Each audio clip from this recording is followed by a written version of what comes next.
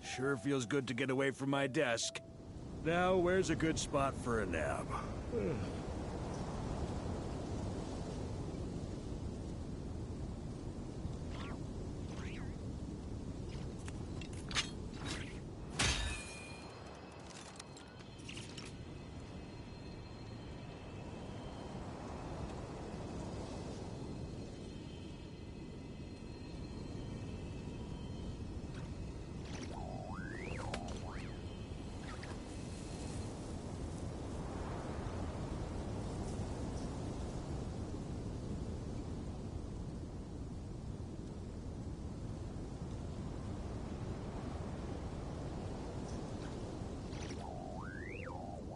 I like to drink on occasion.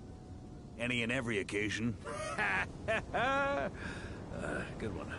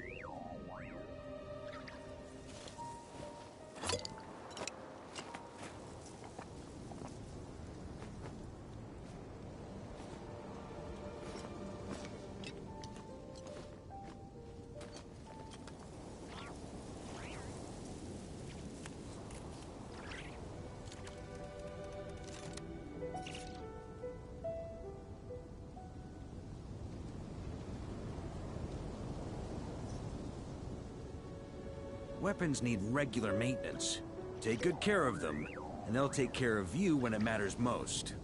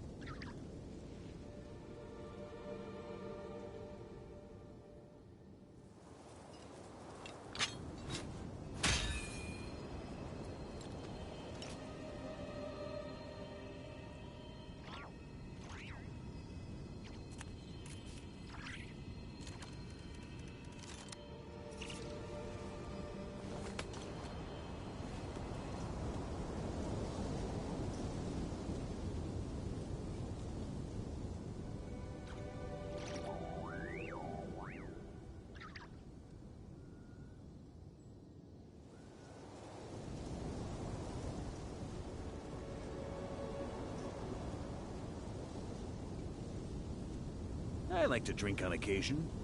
Any and every occasion. Good one.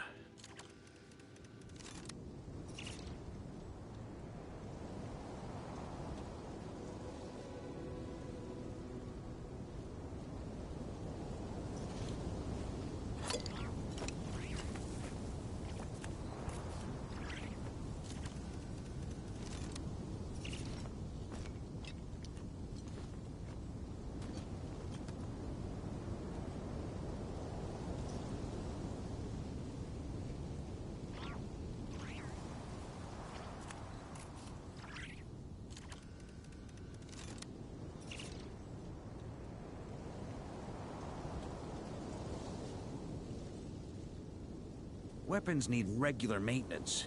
Take good care of them, and they'll take care of you when it matters most.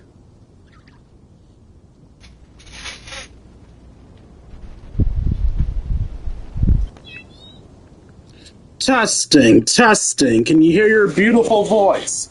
Testing, testing. Testing, testing. Okay, I am audible.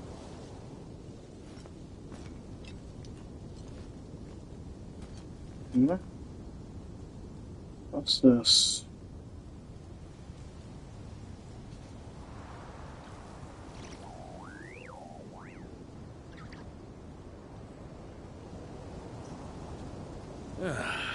Sure feels good to get away from my desk. Receive 100 likes for your post in a day. When the fuck did that happen?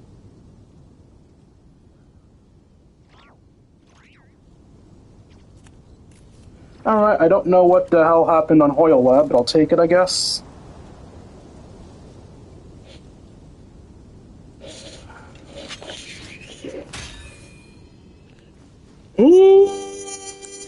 What's up, Switch?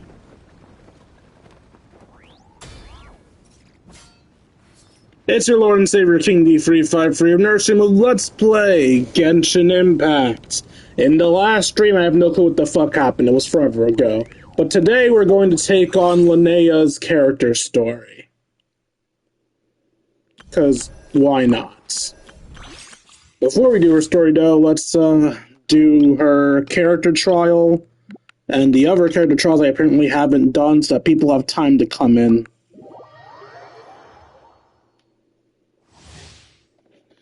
Linnea is a Geo character who enables party members to trigger lunar crystallized reactions while provoking sustained off-field damage and supports. I'm just skill 1. Tap her skill to summon Lumi for assistance in battle. Lumi will attack in superpower form and can use Pound Pummeler and Heavy Overdrive Hammer to strike at enemies.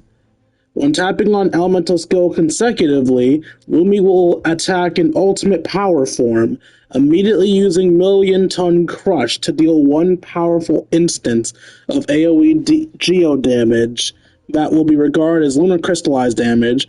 Afterwards, Lumi will enter standard power form and can use Pound Pummeler to attack enemies. Hello, Jam. Glad to see you. Elemental Burst. When Linnea unleashes her Elemental Burst, she will also restore HP to all nearby characters. At the same time, she will summon Lumi again, refreshing her duration on the field. However, Lumi's form will not be changed.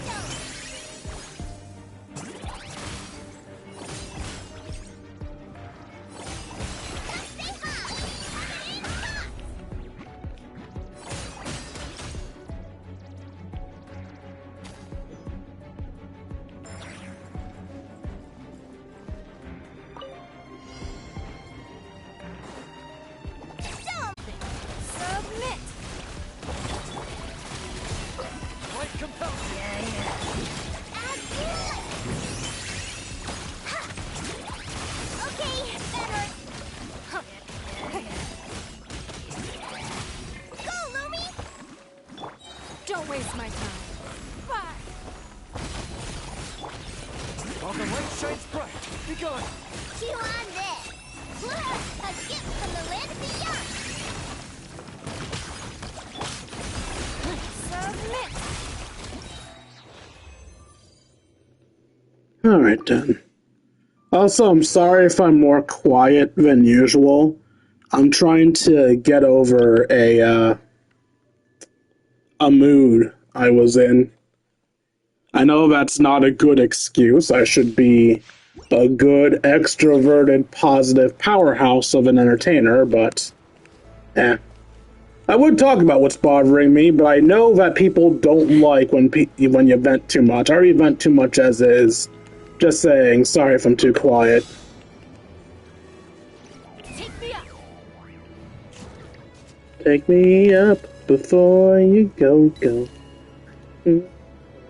me up before you go. And yes, I know it's not actually how that song goes. I'm just singing it that way because fuck you, I can sing how I want. I can sing how I want to. I can leave my friends behind. Because your girl don't sing, and if she don't sing, she ain't no friend of mine.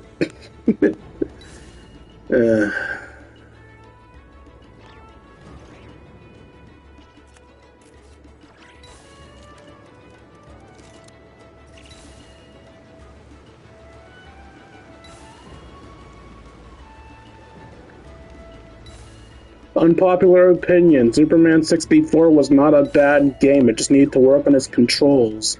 As you can see, I am finding running through rings very calming right now. And it's all because I don't control like shits.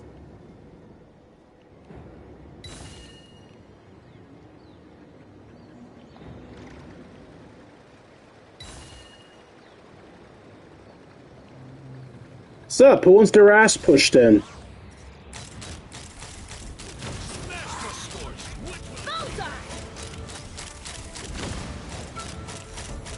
What are you guys even running at? Open fire.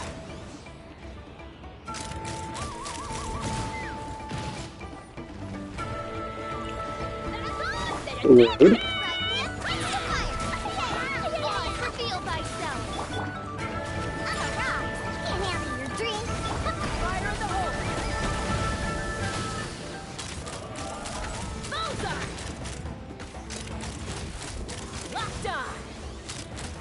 Hope you have a great stream. So do I.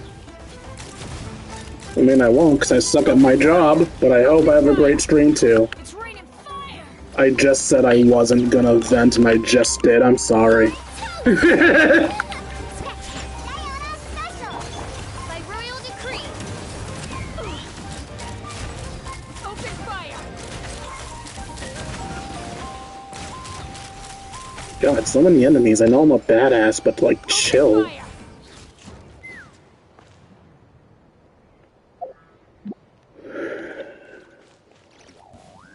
Scared of.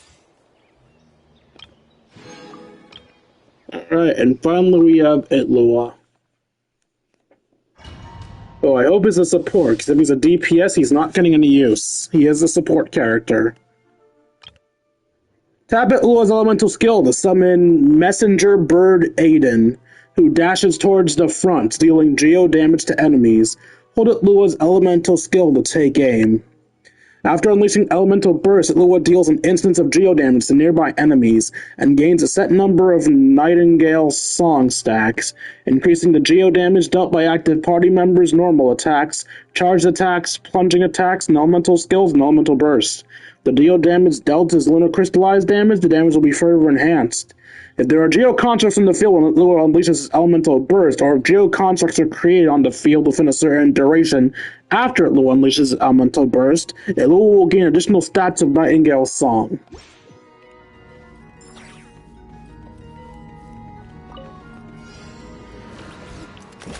Behold the dawn.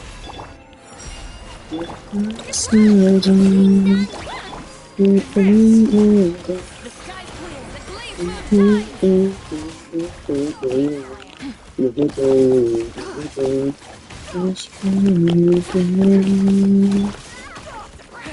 charge! Rally!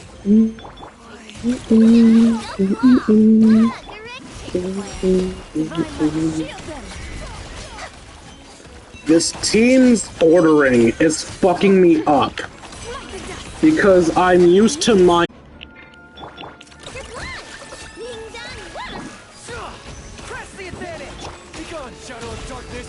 Go get him, Aiden! Alright. Now we can go on to the main events.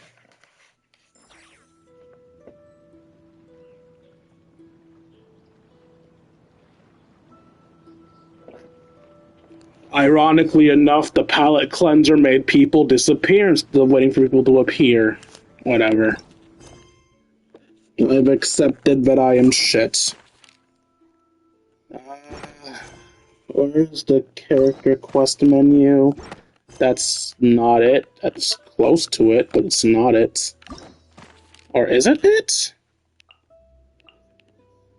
Traveler's Tales? No. It's a story quest. I'm sorry, I'm stupid.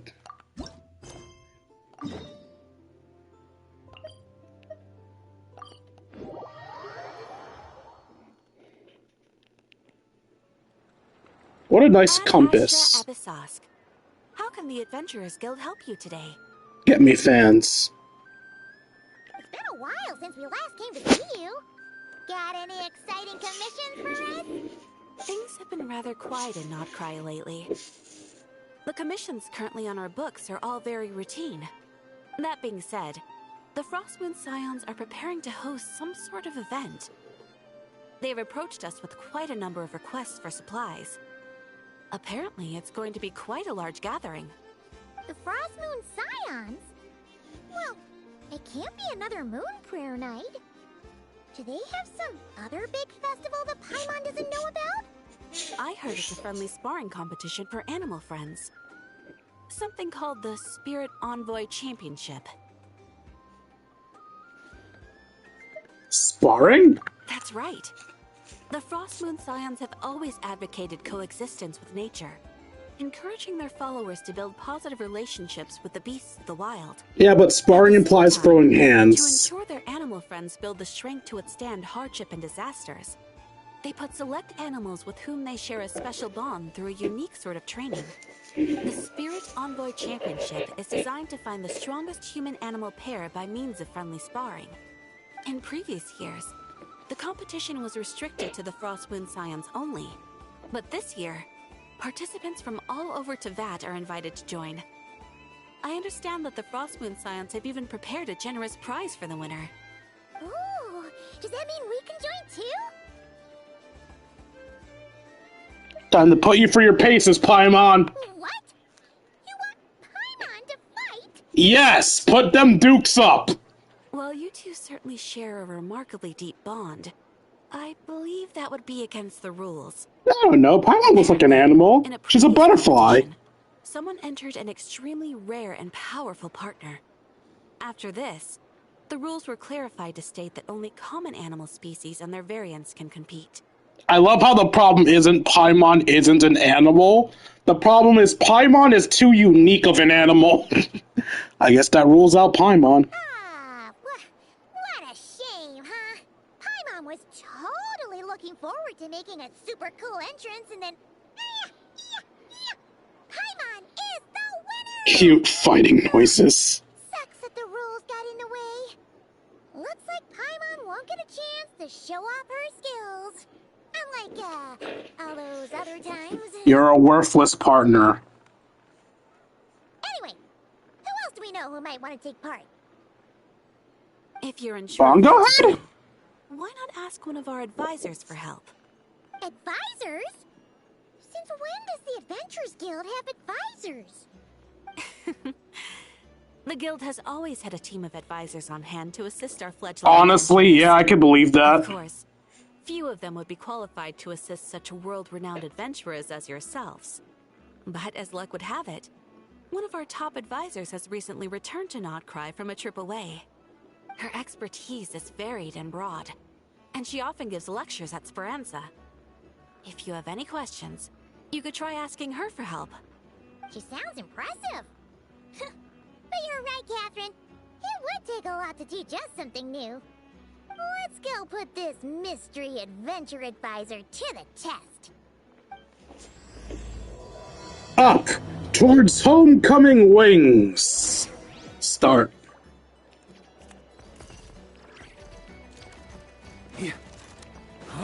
I wish we could actually choose one of our past animal companions. Because, like, Bongo Head's not super unique. Skarush is, I guess, kind of unique. If you found yourself getting hungry in the wild, what are some things you could eat? What other animals have we bonded with? Oz, but Oz obviously isn't ours. Blackberries, midsummer berries. There's loads of options. Does this bro have a steak in front of him? To you. You can have steak in class? I'm gonna have steak in Must class. be who Catherine was talking about. She looks pretty young for an advisor, though. How knowledgeable can she really be? Yeah, how dare young people be good at Where anything? berries don't grow, right? What should we be looking for in those places, Miss Linnea? Good question. I'm Bugs. glad you asked. That's exactly what I wanted to talk about next. Does everyone recognize this mushroom? Based on the color... This is an edible one, right? Doesn't look poisonous to me. Bright red mushrooms are edible? Wrong answer. Yeah, exactly. This here is a brown cap mushroom. It looks harmless enough, but eating it will give you hallucinations. An unsuspecting adventurer once used a handful of these to make a pot of mushroom soup. Next thing you know, he was trying to foxtrot with the wild hunt. Luckily, he was spotted by a fisherman passing by who managed to save his life. But it was a close call. That must have been a tough fucking fisherman. Dangerous. You bet! Adventuring in the wild is no joke. All right, on to the next. Does anyone recognize this plant? Can you tell me if it's edible? That's the winter seaweed ice from Inazuma, right? I know that's edible. It's in The recipes. King of Winter Icely and the King of Midsummer Oak are sworn enemies. If midsummer berries are sweet and delicious, I guess Winter Icely leaves must be horribly bitter. Paimon knows the answer to this one. Winter Icely leaves might not taste good in food, but you can brew a nice tea with them. Huh. Where'd you learn that? The flagship. Once, when Paimon was eating some yummy food there, Dimyon mentioned that one of the drinks in their roulette special has Winter Icely in it. Who are... it looks like... Why are there hearts in your eyes? Session today. Well, I hope you're ready for the next question. Oh, bring it on! Every adventurer knows to pack a compass and a map before heading into the wilderness. But where would you go to... Hi, Kane. Hopefully I make some good background noise for your work. Listen up, everyone! The answer is... the Adventurers No, I don't think, but I haven't seen you in a long time. What's been up, Kane? But I hear Mimas Brunner Books sells them too, and at a very low price. Ha! Paimon's done her research. The boss of that place tries to pass off cheap knockoffs as the real deal. Don't be fooled! Well said. But even with a high-quality map and... Oh god, they're both wearing glasses! What should you do if you're being chased by a monster you can't fight off? Seek help from the Ratniki on patrol. Correct! Although the Ratniki's main duty is to deal with the wild hunt, you can always ask them for help if you run into serious trouble. While we're on the subject, some adventurers have found they can use the territorial nature of radiant beasts to their advantage. Lure a monster into their territory, and they will fight each other instead of you. I wouldn't recommend doing this, though, as you may instead find yourself fighting two enemies instead of one. Final question. This is an important one. Which place in Notcry is an absolute must-visit for travelers from abroad? Here? Just one. Ooh, that's a tough choice. There's the Frostmoon Enclave, Star Sand Shoal, Blue Amber Lake. They're all so pretty. Then there's the Voynich Guild, the flagship. It's here! We have to visit here, the literal main city of Nodcry! This question. But if you ask me, the place most worth visiting is right here, Speranza. Yeah, I thought so.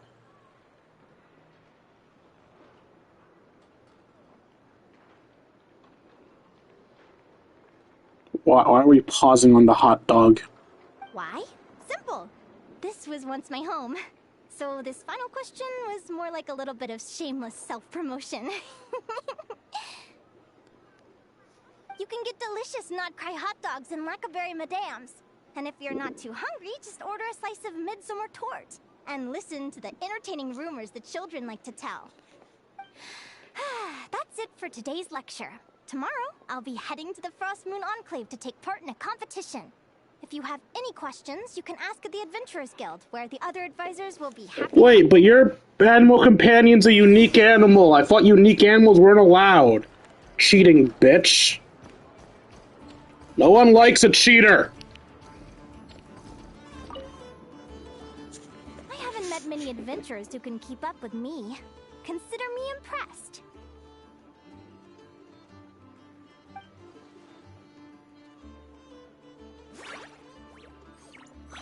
Likewise!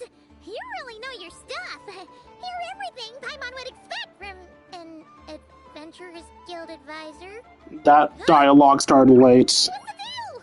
Don't get so close! Traveler, there's something wrong with her! She ready to eat Paimon.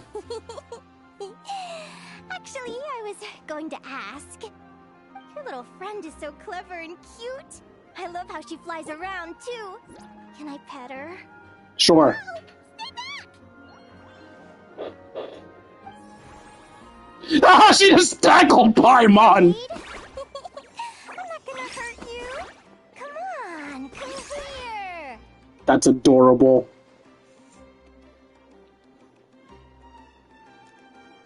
Please go back to acting like a teacher. I'm sorry. I got a little bit carried away again. My name's Linnea. I'm an advisor working for the Adventurers Guild. And I promise you, I am not some sort of weirdo. You are, but I'm okay with that. I'm a weirdo too. You want something to eat? Here, try some midsummer tort. You see, now that's how you get Paimon to let you pet her. You gave Paimon a friend. Girl will probably whore herself out for food. So, how to put this? Enthusiastic as you. I was fighting to keep a lid on my curiosity during class, but then I just lost control. Anyway, let's get this back on track. Could you tell me your story? How did you two meet? I was fishing and I caught some emergency food. You tell Linnea how you and Paimon met. What? You fished this little cutie out of the sea? Can you tell me where? A visit to that beach is going right to the top of my bucket list. You're wasting your time. Paimon is one of a kind. You could sit on that beach for 100 years, but you'd still come away empty. So you're admitting you don't have a family. Is that right? I kind of want to ask Paimon that. Anyway, you said you were going to the Frost Moon Enclave for a competition? Right. Paimon almost forgot why we came here. We were thinking of taking part in the Spirit Envoy Championship ourselves. Catherine said you could give us some pointers. Actually, we should bring Is Kangaskhan! that your partner there? We definitely did this quest after Natland. She's my trusty assistant. I've never seen a creature like this, which means it should be illegal for the competition. Hey there. Have you two ever ventured north of Notcry? Not yet. Wait, so you're saying Lumi comes from the northern tundra? Pretty much. There are 6 types of fae commonly found in the tundra. Lumi here is a Jack Frost. That's one of them. Jack Frost? When did we enter Persona? Choice. She doesn't exactly look very frosty. An excellent observation. In fact, Lumi is no ordinary Jack Frost. She's a special one. The first time I met her, she was wearing this weird cardboard outfit with ugly splotches of paint on it, as if she was trying to disguise herself as a regular Jack Frost. I stayed and watched her for a while, and I discovered that some other mean Jack Frosts were ganging up and bullying her because she looked different. They stole all the food she'd gathered and kicked her out of her sleeping spot. Lumi couldn't fight them. She had nowhere else to go, so she found an old cardboard box, painted it blue, and put it over her head, hoping to blend in with the group. That's Whenever she depressing. was discovered, she'd get beaten up, and the rest of the time she lived in constant fear. Until one day, seeking shelter from the rain, she clung to me and wouldn't let go. We've been partners ever since. What a story. Oh, poor Lumi. Sounds like she's had a tough time. As for why Lumi is so different from other Jack Frosts, I'm still looking into that. I'm thinking it's either a mutation or an atavism. Or maybe some sort of curse? Hopefully I'll find the answer one day. But either way, we're best friends for life. Was that a hat or part of her body? Between us. Speaking of which, given how long it can take to build a strong bond with another creature, if you're serious about entering the competition, my advice is to pick an animal friend that you're already pretty Kangaskhan! Otherwise, the odds are gonna be stacked against you. An animal friend I'm close with, huh? Kangaskhan or... We're kinda spoiled for choice on this one. Who do you think would be the best fit? Kangaskhan or Bongo Head? I need to consider this carefully. Kangaskhan! You went... Wait, how did you know? How? The fuck is a Gorarara?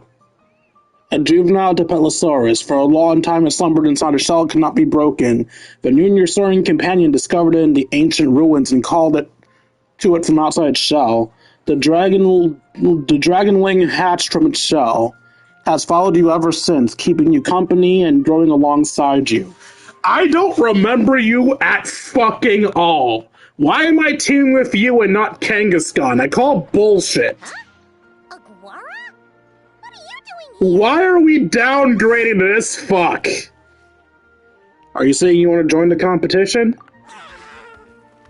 I want Kangaskhan, not you. Oh, he's so small and cute. He seems to really like you guys. I mean, they were close to making a good decision, but why this little shit? Also, when did he start following me? When did that crap happen? Alright, let's do our best, not Kangaskhan. Wait, you have the ribbon on your tail. You are Kangaskhan. Why were you renamed to Aguara? What? Aw, look at them. Fast friends. Wait, no. Kangaskhan's thing wasn't the tail ribbon. It was the red mark on its head. Well then, there's no time to lose. Let's go get you signed up. I'm not gonna stop being annoyed if I didn't get Kangaskhan. I know species-wise it's the same thing, but bond-wise it is not.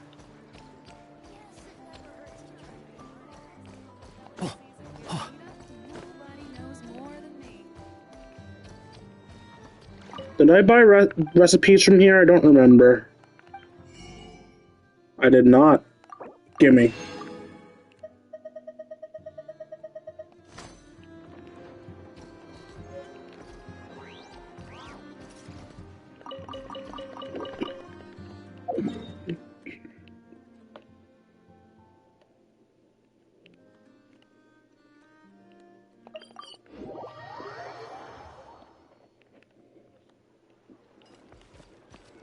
On me.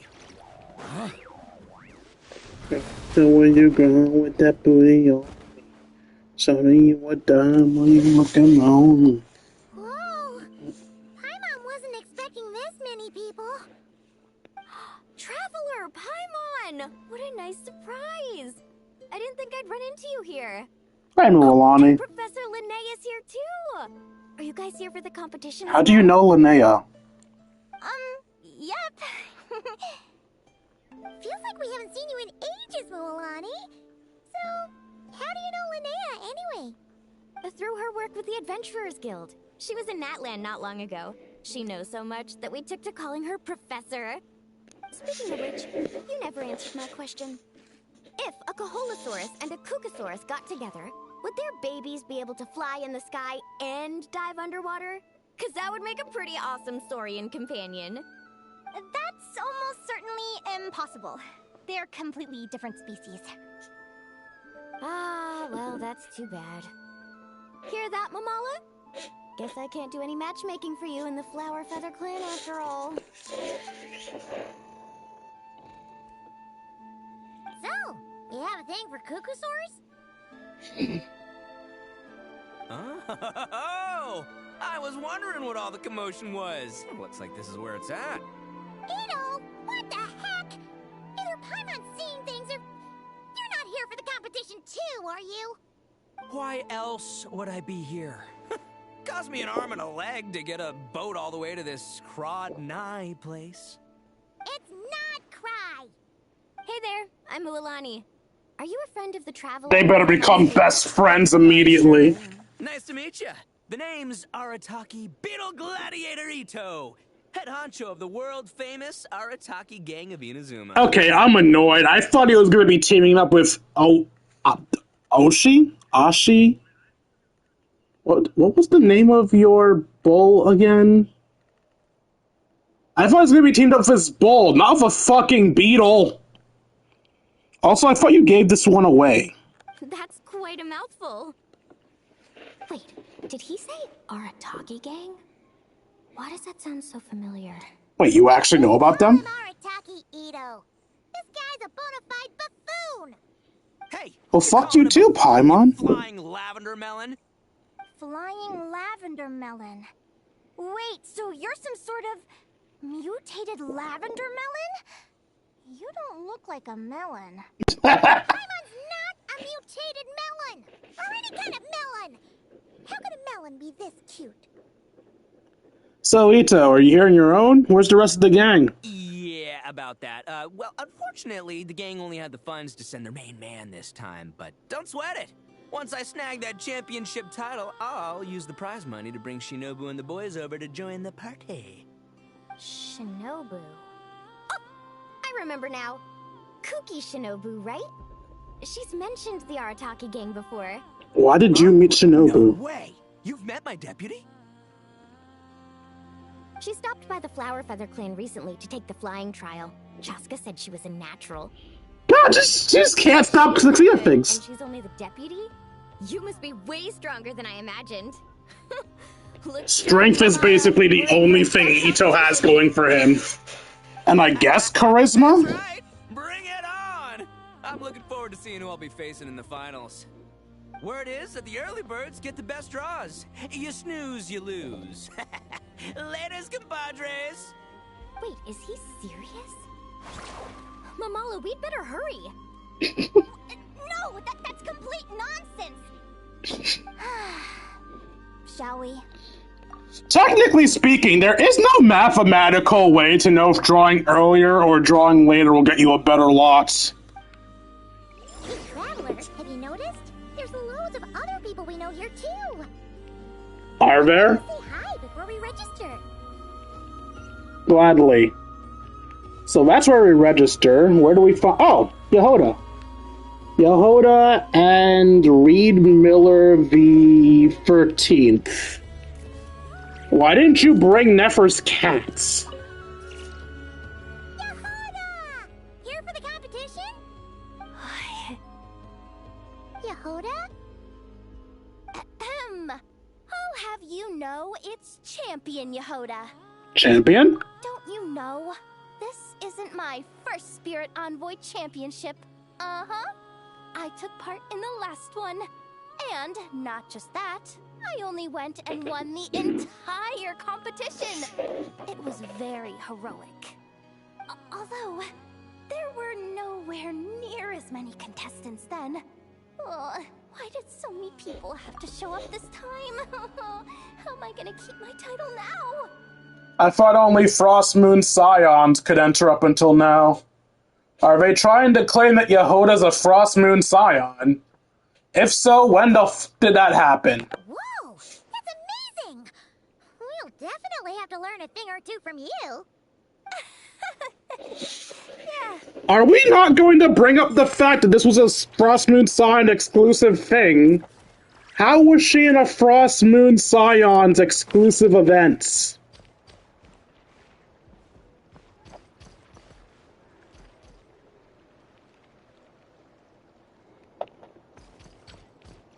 Where are the other friends of ours? I see Yehoda. I see Ito and Mualani. When they said more friends, did they mean more friend singular? I got here first! No way! My Sharky surfboard clearly beat you to it. Well, I'll see you in the arena. Just don't go crying like a baby when you lose. Did you hear that, Mamala? Show them no mercy! I love it. they're getting along already. Oh wait, I see Llama. This is the biggest turnout we've ever had by far. We need to be extra vigilant to maintain order in the arenas. I've made all the necessary arrangements. I'm feeling more nervous than I expected. Don't worry. You'll be fine once you get into the swing of it. Thank you all for your support. Be sure to let me know at once if any issues arise.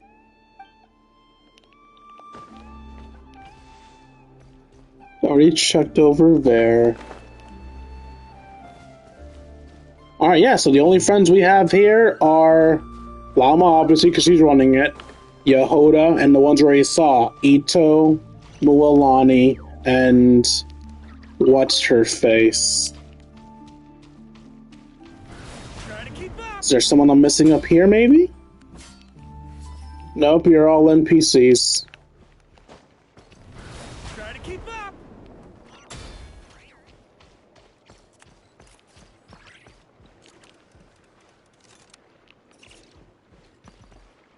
I don't know what you are, but I love you.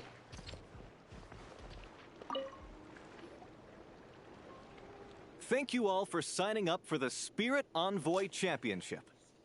Due to the high number of participants, a preliminary qualifying round will be held to determine which 16 contestants will progress to the competition itself. Knowing how much this game loves to disrespect Ito, he's going to lose in the preliminaries. Please also note that there are 2 arenas, which will be randomly assigned after the draw. Do you have any questions? Where do we go to draw lots? Right here. After registration closes tomorrow, make your way here to draw lots for the qualifiers. I wish you all the best of luck in the competition.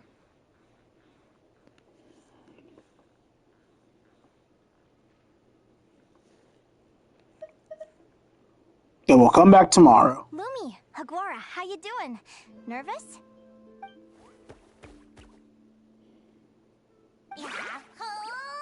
Not a thought in those heads.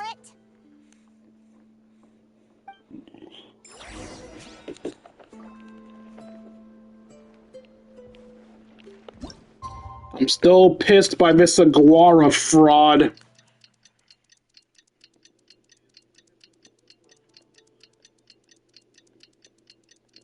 Was Aguara Kangaskhan's original name? I'm genuinely trying to remember who the fuck this little shit is. I'm getting too curious. Give me a second.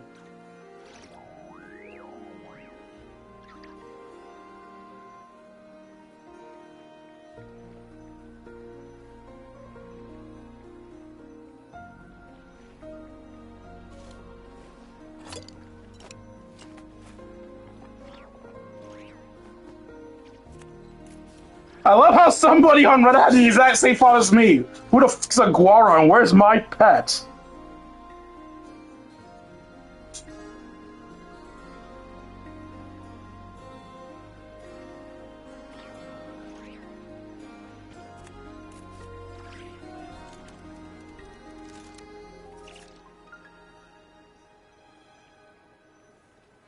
Weapons need regular maintenance. Take good care of them, and they'll take care of you when it matters most. Alright, I see who this fraud is now. I don't know if I remembered to do this quest or not, so maybe this isn't the case in my game, but apparently when my little guy finally separated from me to adventure on his own, this loser-ass Aguara fucker replaced him. Who do you think our first opponent is gonna be? Oh, I'm in hopes they aren't too strong. Aguara might need some time to ease into it.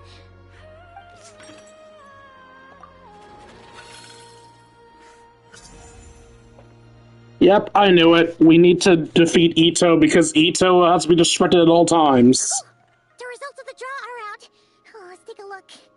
Your opponent is Arataki numero uno Ito. Ah, we literally just managed to get rid of him, and now you have to face him in the arena. Yeah, at least pretend to like the guy, Paimon. Looks like we won't be facing him in the finals then. Well, either way, if ever your opponent, okay? This is your first match, so be sure to make it count. I'm sorry, Ito. You got paired against the main character immediately. That's not fair for you. Ah, I see you've been assigned to Arena 1.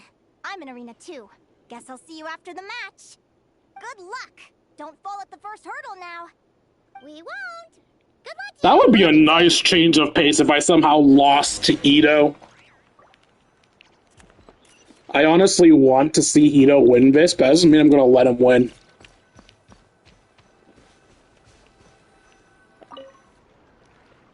Welcome, spectators. I'm your host, Jaswava. The qualifiers are about to begin. I trust everyone has found their groupings.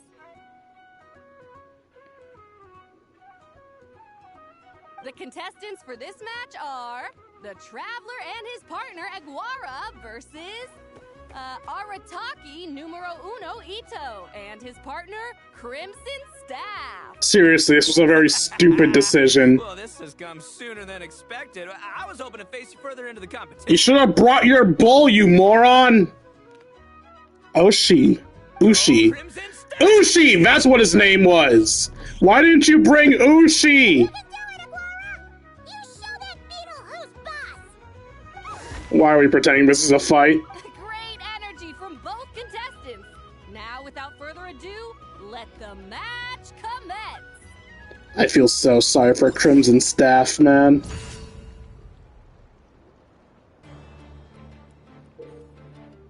In the Spirit Envoy Championship, both contestants will be commander partners in battle. Side's HP is depleted will be disqualified from the competition. In the basic combat phase, contestants need to select an attack moves for their partners based on the information they have observed. There's a counter relationship between attack moves. Using attack counters on opponents can deal massive damage, while ensuring you take no damage yourself. In the basic combat phase, different opponents have different fighting styles. By carefully observing their movements and combining this with other observed information, you can see through certain special attacks. After a certain number of rounds have passed, or when the opponent's HP falls below a certain value, you enter a special combat phase. Participants must make quick decisions within a limited time that command your partner to deal with sudden, unexpected events. If the correct choices are made, massive damage can be dealt. True to his straightforward nature, Ito proves direct contact on feints. Use what you observe during your next move in the match.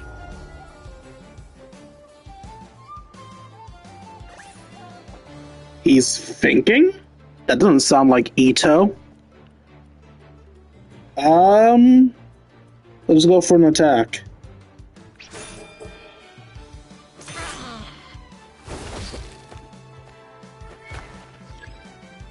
He's going to defend. It looks... No, that's him taking damage. He's still thinking. I guess quick attack again?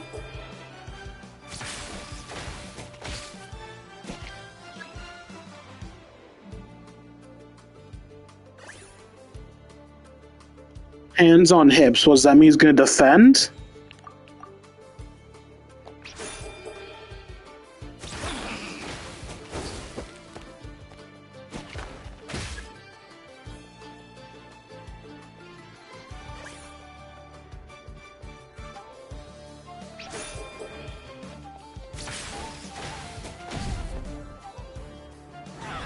Looks like I'm bad at reading Ito.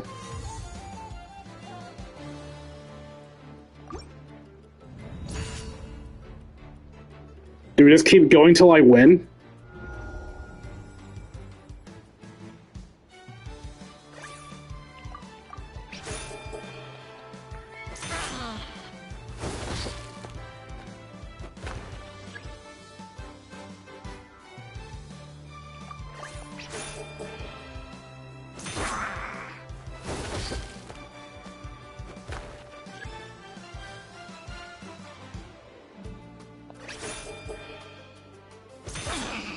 He's using the exact same combination from last time. This feels like I'm cheating.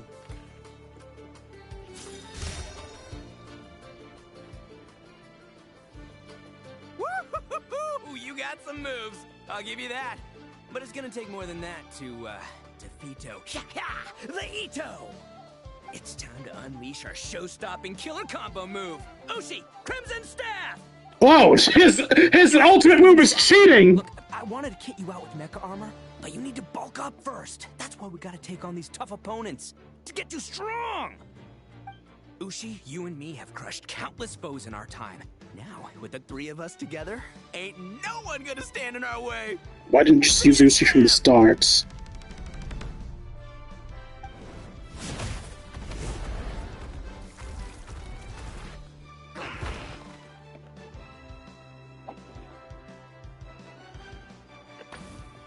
I ain't no bitch.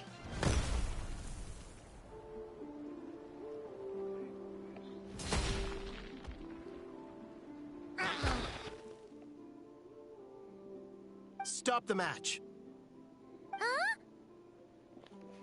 The bull. Ushi, was it? Yeah? Is there a problem?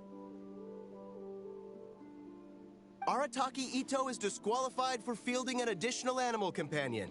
The Traveler and Aguara are the winners. Poor Ito. It's one animal per contestant. That's the rule. Let this be a warning to everyone. Poor Ito. But me, Crimson Staff, and Ushi are one. We should only count as one contestant. Hey, what? Oh, come on! Poor Ito.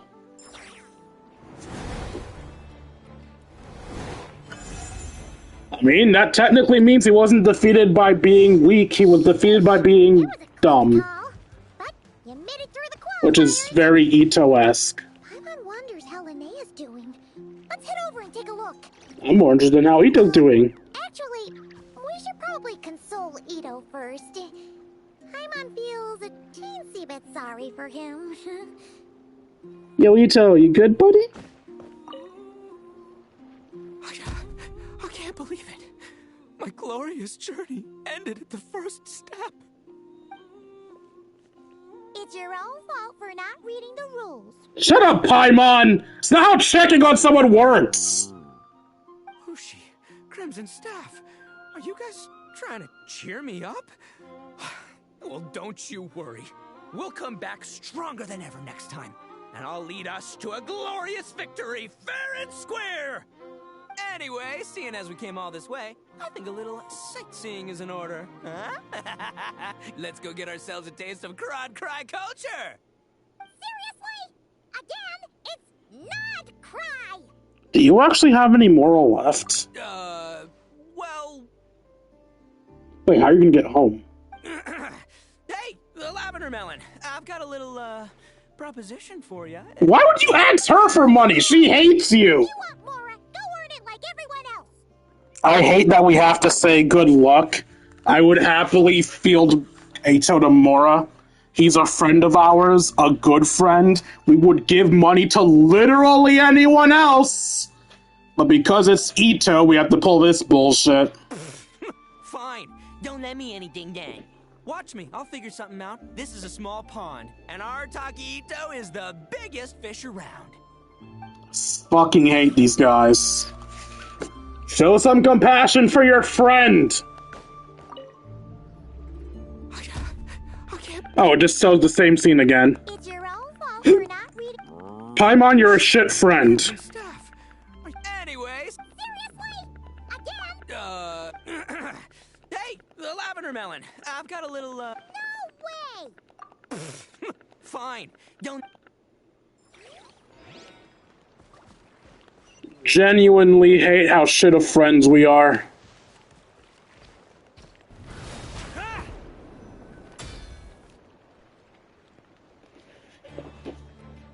Dodge left, Lumi! Bongo head? Did you know I was gonna... Now counterattack! Pummel it!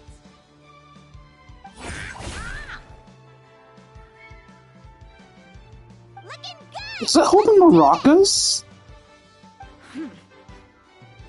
Ignorance really is bliss, isn't it, Linnea? But it won't last forever. Why is she staring at Linnea? Do they know each other? And it's all over. We have a winner. Bye, not Bongo Head. Congratulations to Linnea and Lumi. You're through to the next round. I can't believe it. My torso. Good job, Lumi. Oh. Traveler, Paimon, how did your match go? We won by a technicality. We won too! By a technicality. You and Lumi were well in sync. Thanks, that means a lot. Yeah, I think we performed pretty well out there. Not just Lumi, I was really in the zone today. I don't know how to explain it, but sometimes it feels like I can predict my opponent's next move. I know exactly what to do before I've even had the time to think. It's almost like I enter a different state of mind. It comes and goes, but it started after I met Lumi in the tundra. Anyway, congrats to both of us on getting through the qualifiers! Come on, let's head to Speranza, my treat! Hooray!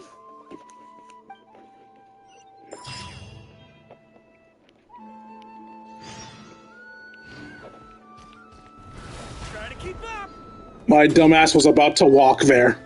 It's across the damn ocean. I mean, technically I could walk across the ocean. This wouldn't be entertaining to watch. Is everybody gone? Looks like all the playable characters are gone. Get off the...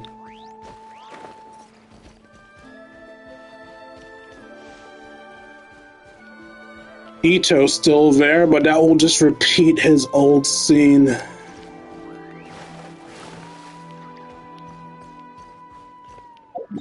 Yeah, okay, let's just teleport over.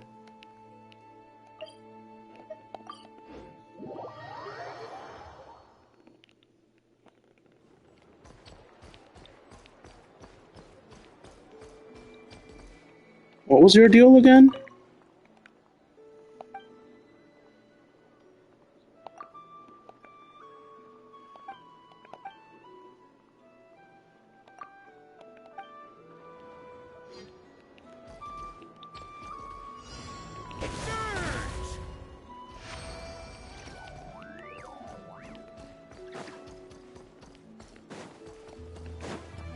On me.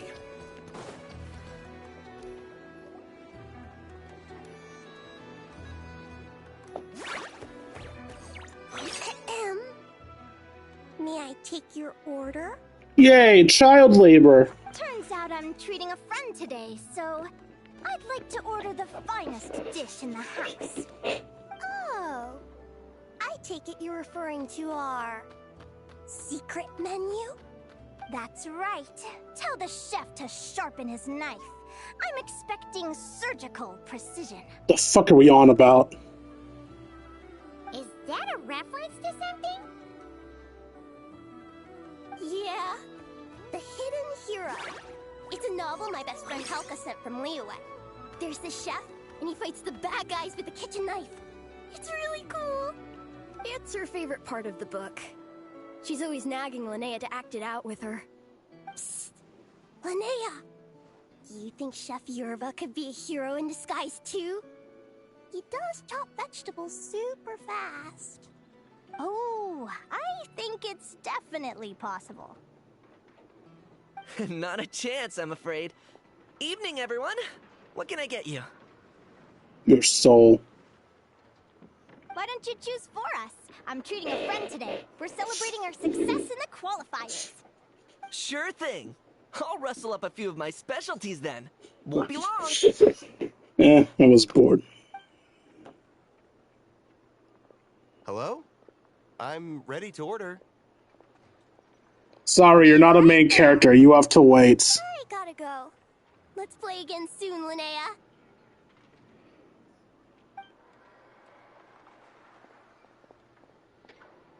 You seem to get along really well with everyone here.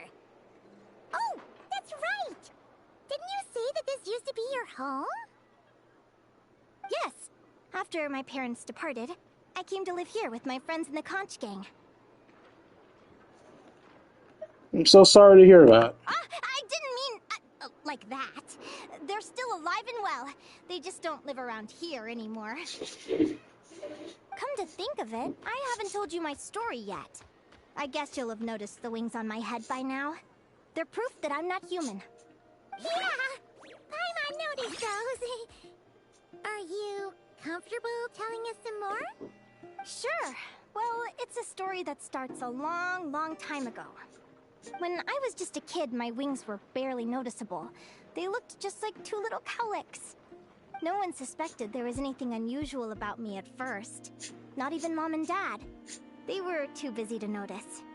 But I always had this strange feeling I couldn't explain. Like I knew that all these little ways I was different from my friends couldn't just be a coincidence. Then, when I was a little bit older, I read this story in a book of folktales. It was about changelings. Changelings? What are those? The story goes that some of the Snowland Fae will secretly switch their own child with a human baby, leaving their offspring to be raised by humans, while taking the human child for themselves. Why? I love how my reaction is Aphers too. Why would they do that? I know, right? The way the stories are written, it sounds like something parents make up to scare naughty kids. If you don't behave, the Fae will take you away and leave a better behaved child in your place. It's the sort of thing that starts as a warning and evolves into folklore over time. So, obviously, I didn't take it seriously at first. But then as I grew older, I started exhibiting more and more Fae-like traits. I mean, just look at the crystals on my skin. No humans have those. I didn't notice those. So, you're really a changeling, huh? Did you tell your mom and dad? Bear with me, I'm getting to that. At first, I wanted to hide it from them, but eventually I plucked up the courage to tell them. I figured, even when we're scared and uncertain, it's important to face the truth head on. They were stunned, of course. It took them a while to accept it, but after the truth had sunk in, Dad sat me down and told me that— Oh, is that angry chick supposed to be the human child that Linnea was replaced with? Though. Not only did they raise me for all those years, but they left me some money in case of emergencies. After that, I grew up with my friends in the Conch Gang. All of these kids are from broken homes, but everyone supports each other, and they still live life to the fullest.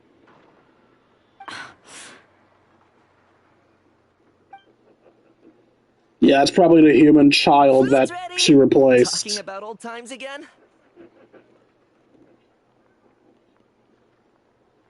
Yeah, it just sort of came up in conversation. Whoa, what's all this? You've cooked up a real feast, Yerva. Well, you did say you were treating a friend. Besides, only the best for our old boss. Old boss? Linnea was your boss? So you were the head of the Conch gang? Please forgive my ignorance, Don Linnea. What kind of a reaction is that? Linnea's been a fountain of knowledge ever since she was a kid. She always speaks with such authority. Everyone admired her so much that we picked her to be our boss. But the Conch Gang's only for children. Once you grow up, you have to leave, so now she's the old boss. I've always found the logic behind that title to be a little flawed. I mean, what happens when the others grow up? Will I be the ex-old boss? Surely it won't be long before I'm the previous former ex-old boss.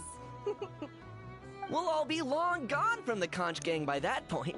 As far as we're concerned, there's only one person that we'll ever think of as our old boss, and that's you. Oh, that's really touching. Well, if it means that much, maybe you could leave a 2,000 more a tip? Much appreciated. Miko's birthday is coming up, so we're pooling our money to get him some new clothes. Sure thing. I'll go one better and give you 3,000. But just this once, all right? I have my own stuff to save for. Oh. What are you saving up for, Linnea? I have big plans. I want to buy a huge ship for scientific research, then take my friends on a voyage of discovery to explore all the mysteries of the world. I want to sail to all the other nations, hear the heartbeat of the jungle, the whispers of the wind, the echoes of the mountains. And one day, when I'm too old for all that, I'll combine everything I've learned into a great illustrated atlas of nature. Of course, there are other questions I hope to get answers to along the way. Like, what exactly Lumi is and where my birth parents are.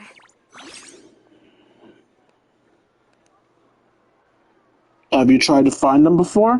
Well, when I was much younger, I used to hear these strange lullabies as I was drifting off to sleep.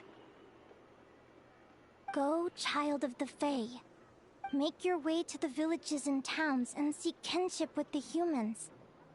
The world of the Fae is rife with a sorrow you do not understand. They were sung in the tongue of the Fae by kind, warm voices. I can't explain why, but somehow I knew that they didn't want me chasing after my origins. Still, I did visit the tundra once when I was a little older to see if I could find out anything about them. But just being there made me feel uncomfortable. Every instinct was telling me to leave. It's odd. That place is supposed to be my home, but it feels like I'm unwelcome there. Could it simply be because I'm a bird fae, so I prefer a warmer climate? I think it's definitely possible. Something tells me there's gotta be more to it than that. The less I know about something, the more curious I am. One day, I'm gonna get to the bottom of it. But enough about that. We're supposed to be celebrating our victories! Cheers!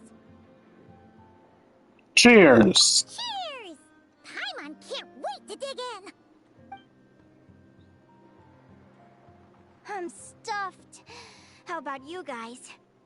Yep. Paimon's fit to burst. Let's see. It's a little early to hit the hay. How about we get Aguara and Lumi to try a little sparring practice? The opponents are only gonna get tougher from here. Yahoo!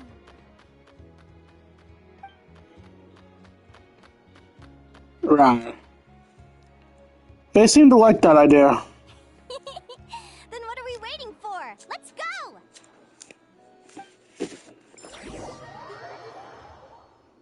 They're very evenly matched. It's strange. When I was battling you, I couldn't seem to get into the zone. I had no way to predict your next move. Agora has learned new skills.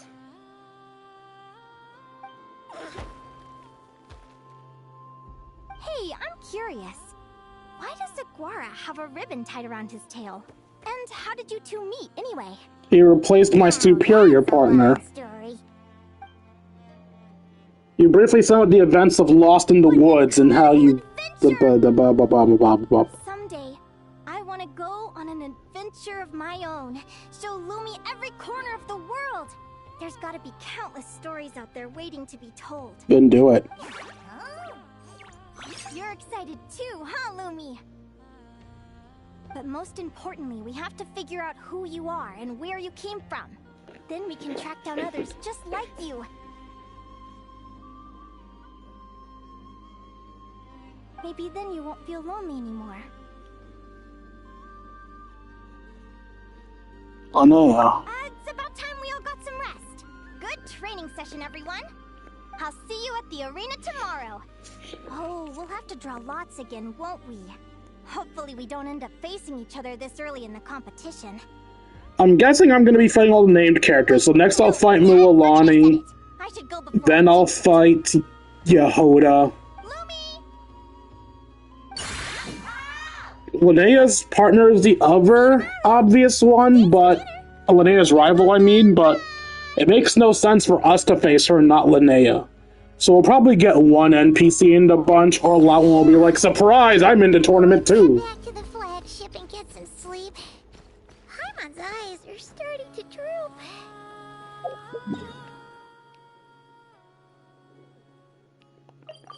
We're able to travel around Nodcry really fucking fast.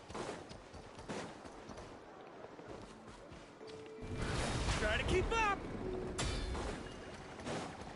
Huh? Yeah.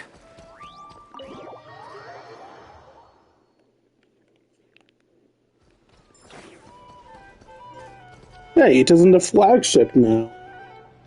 Is anybody else here, or is it just Ito?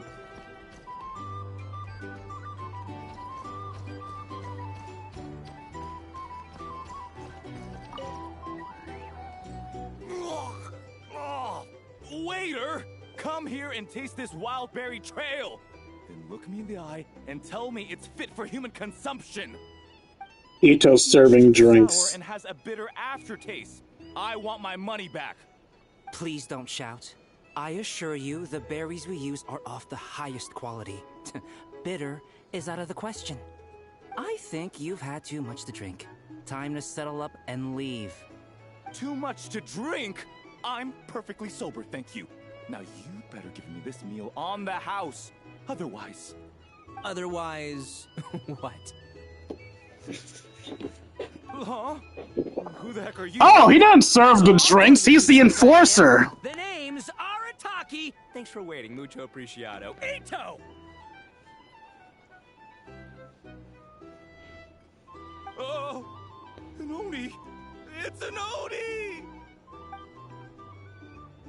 So he's acting as an enforcer. Nice work, Ito. Keep this up and we might just have to double your bonus at the end of the month. Don't you worry about a thing. As long as Ito's around, consider this establishment protected.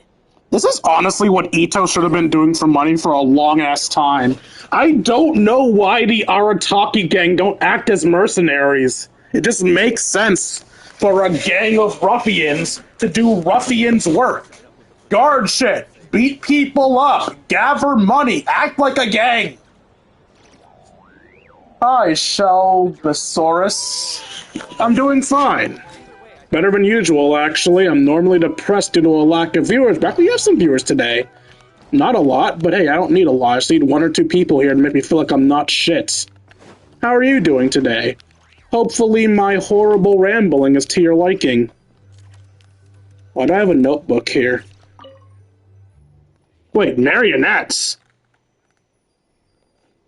Oh, we have Sandrone's notebook?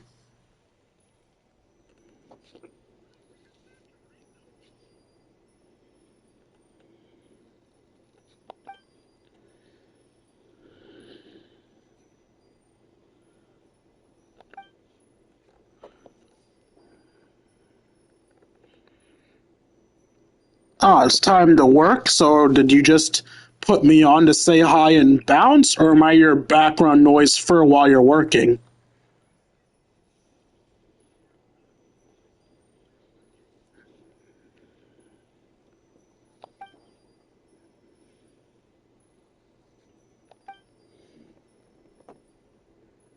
Fuck off, bot!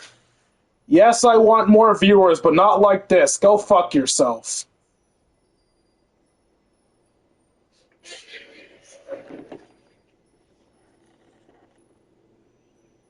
I'm background noise. All right. Well, I hope I'm useful background noise to you, friendo.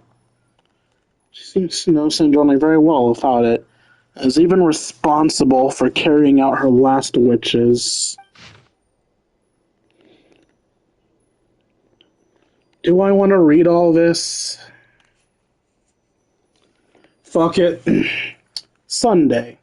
Elaine has provided me with many notebooks. I often discard them after making a few markings.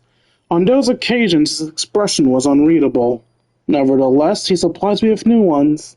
I do not understand his reasoning. I do not know why I discard them after making markings. I do not know why he permits this behavior. He states that my emotion module is optimal. I do not comprehend. This is a new notebook. I do not wish to discard it. I have learned to record. I am beginning to record. Sunny. Oh, I thought that said Sunday before. I'm stupid. But yes. Oh, that must be the weather. It's date and then the current weather. So date, sunny. I have learned more, and my manner of speech has become more elegant.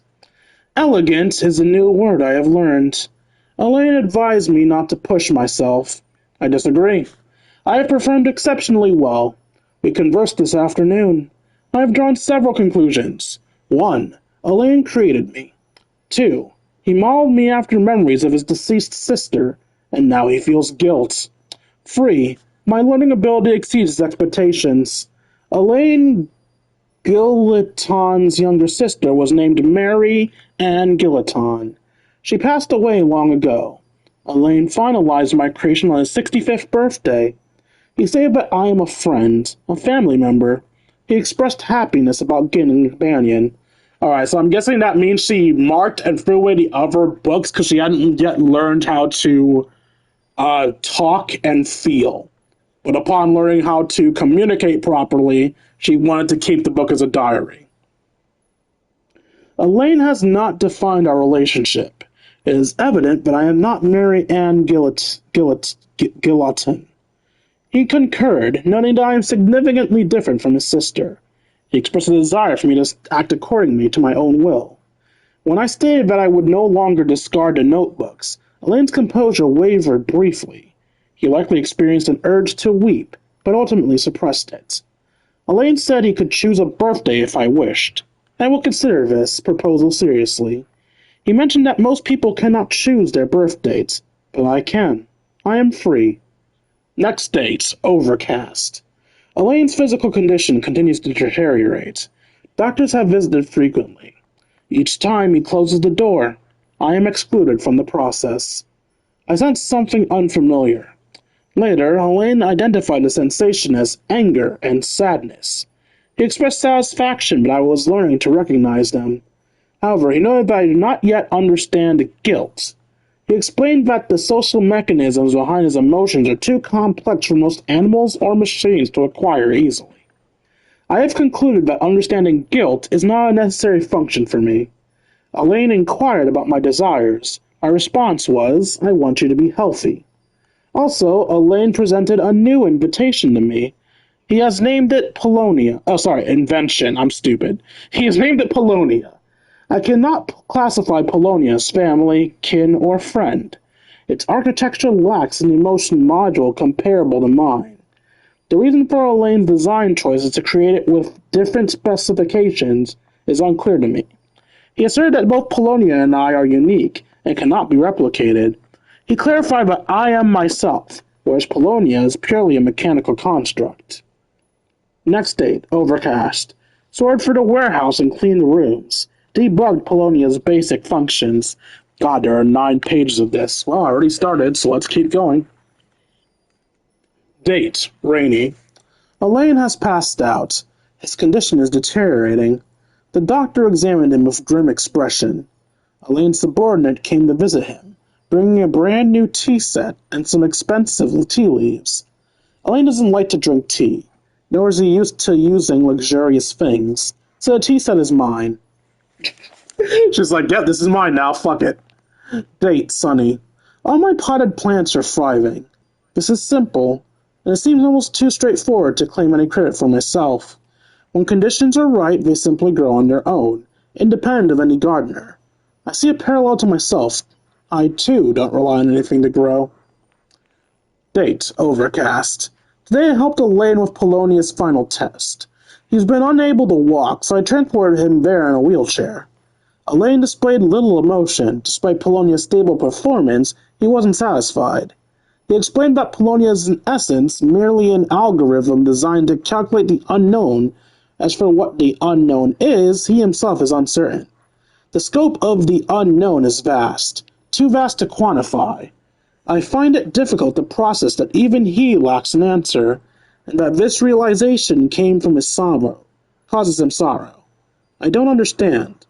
Elaine asked, how shall we view the fate of this world? Use a detector, I responded. Next date, sunny.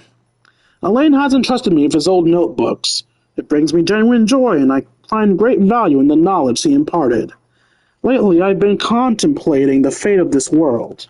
I quickly concluded that it is an inquiry without an answer. If people cannot even grasp their own destinies, how can they presume to know the world's? A truly foolish notion. Elaine remarked there are quite a few fools who hold such ideas. I laughed and gave him a disbelieving look. Then he began to laugh as well, but I cannot comprehend what he finds amusing.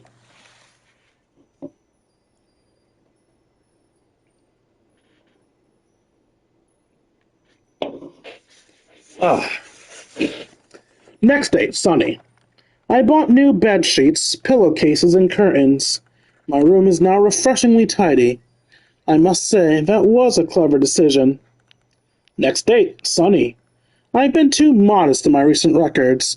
I'm not just smart, I'm brilliant. I'm a quick learner. Even Elaine agrees. Next date, sunny. Elaine's body won't hold on much longer. He sat by the fireplace and told me some stories. He created me, in the beginning, to honor the memory of the years he spent with his sister. He hadn't even decided what to do with me when he first brought me into being. Later he hoped I could travel on his behalf, to see the world and broaden my own horizons. One problem. Elaine and I are now colleagues, both tied down by long-term professional commitments. It seems true freedom of travel is for those unburdened by work. As he put it, the dream lies in ruins now, a complete and utter failure. He mentioned that he once had another wish, but abandoned it long ago. I pressed him for details, and he admitted with some awkwardness that he once dreamed of saving the world when he was young. I asked if this was a wish I needed to inherit. He was taken aback and firmly told me no, because I can do anything I like, and that he has no expectations of me. Elaine asked if there was anything I wanted to do. Well, I haven't found that yet. Apparently the answer was join a criminal organization.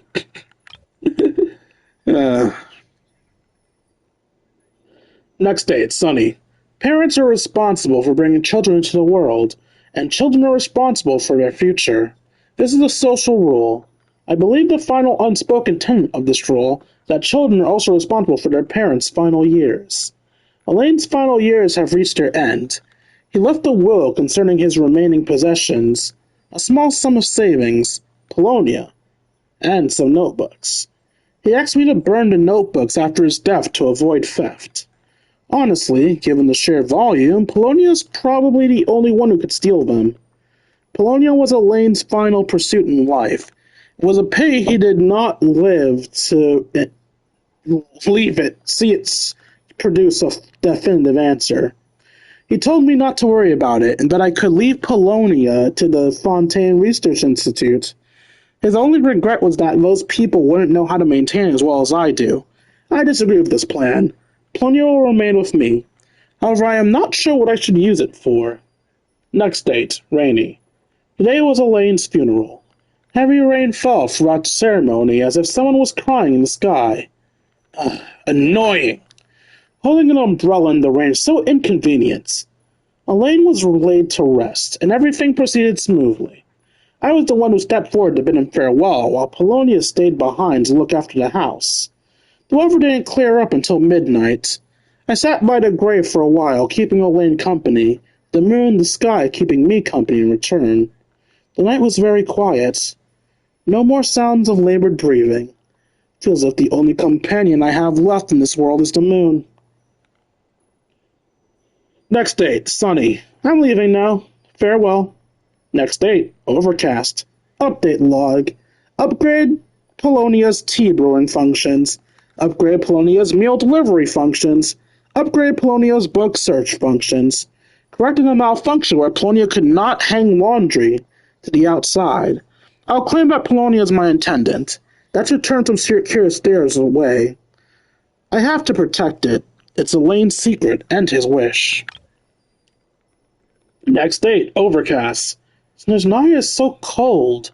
It has nothing to do with me. So I guess when she said she left, she started exploring the world. And now she's in Snezhnaya. Next date, cast. I found a new job, and the pay is pretty good. My boss is a woman with an icy demeanor, and I do mean icy. As for my colleagues, they're a real mixed bag. It's already getting on my nerves. I'm guessing the new job is being part of the Fatui. Sunday. What's the point of a sunny day in Snezhnaya? It snows just as heavily. My colleagues are so annoying. Next date, rainy. I haven't journaled for a good while. It just slipped my mind. Nothing felt particularly worth recording, and since it's something I don't feel like doing, I might as well pause it for now. A new text appears after a few blank pages. Next date, sunny. Columbina is so annoying. Next date, sunny. Arlecchino is so annoying. Next date, overcast. What on earth is Dottore thinking? I simply cannot agree with his approach. Next date, overcast. It's been weeks since a new project is launched, and it's still stuck in the approval process. What is Pantalone's problem with financial approvals? Why is he so ridiculously stingent? It's not like it's his personal money. It all belongs to the Fatui. Next date, snowy. Dottore's project was approved 10 times faster than mine? He and Pantalone should do me a favor and disappear from my sight. Next date, sunny. A meeting with Her Majesty to Saritsa. Duration 2 hours and 15 minutes. Next date, sunny.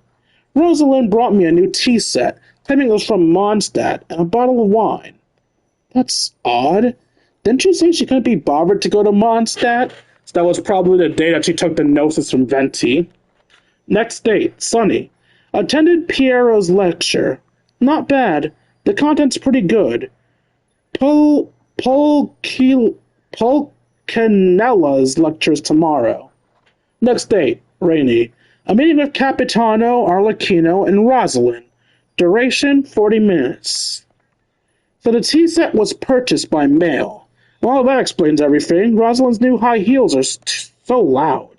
They're noisy, but I do like the gift she gave me. I suppose I can cut her some slack. Okay, so that wasn't when she fought Venti. Fair enough. Next date, heavy snow. Columbina's preference for tea is quite ordinary. Not as refined as Arlecchino's. Perhaps it's just like her. Do special people like ordinary tea and ordinary people like specialty? Interesting. So from her perspective, Arlecchino's ordinary and Columbina's special? Huh. Next date, sunny. It's been 2 weeks since we lost contact with Tartaglia on his mission. Was that when he lost to us? Or is that when he lost to the... Well, not lost to the... Well, yeah. Lost to New Valette, not to Narwhal. Next date, sunny. Tartaglia returned with a few scratches. Also looks like Columbina and Dottore are on the outs. I didn't ask further. It was only a matter of time anyway. Next day, overcast. Arlecchino and Columbina came over for tea. I picked Rosalind up on the way. It was a good day. I should keep some cookies on hand for next time. Alright, never mind. It couldn't have been then because then Rosalind would still be alive. Snowy, Rosalind is dead.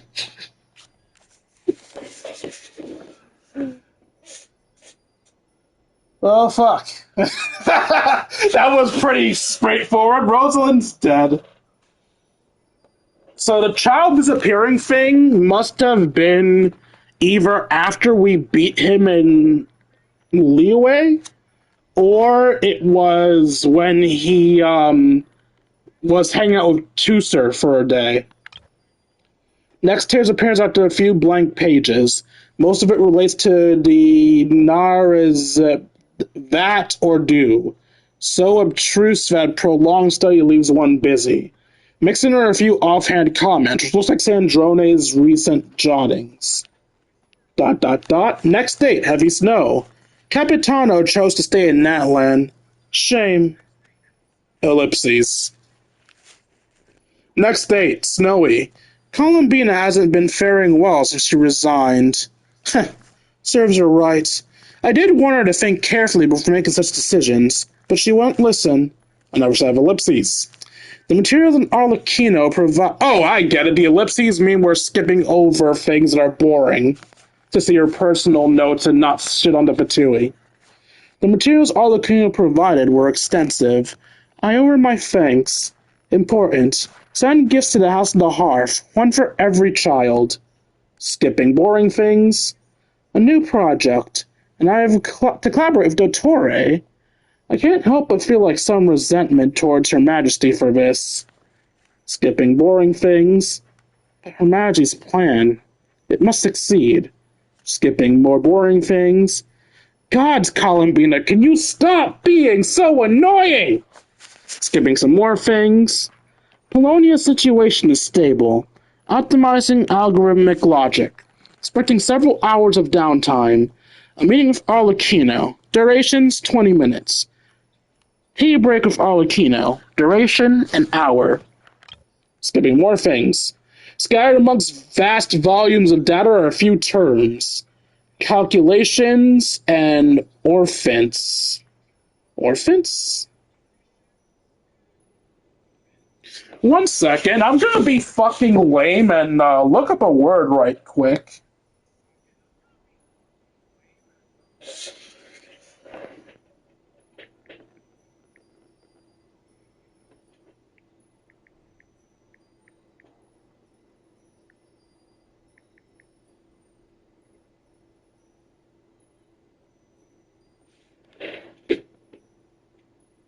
I got doing some paperwork. I'm assuming that was you saying you gotta leave. Okay.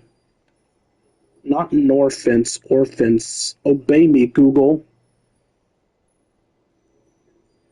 An orphant or a hypocrite?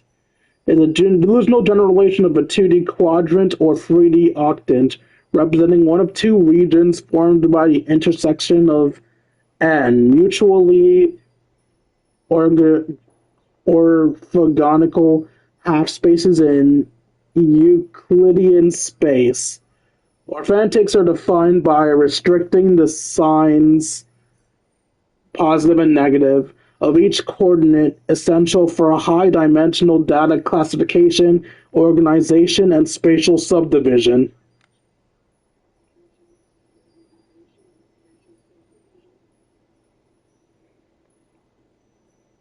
Yeah, it makes sense. Something that a robot would talk about.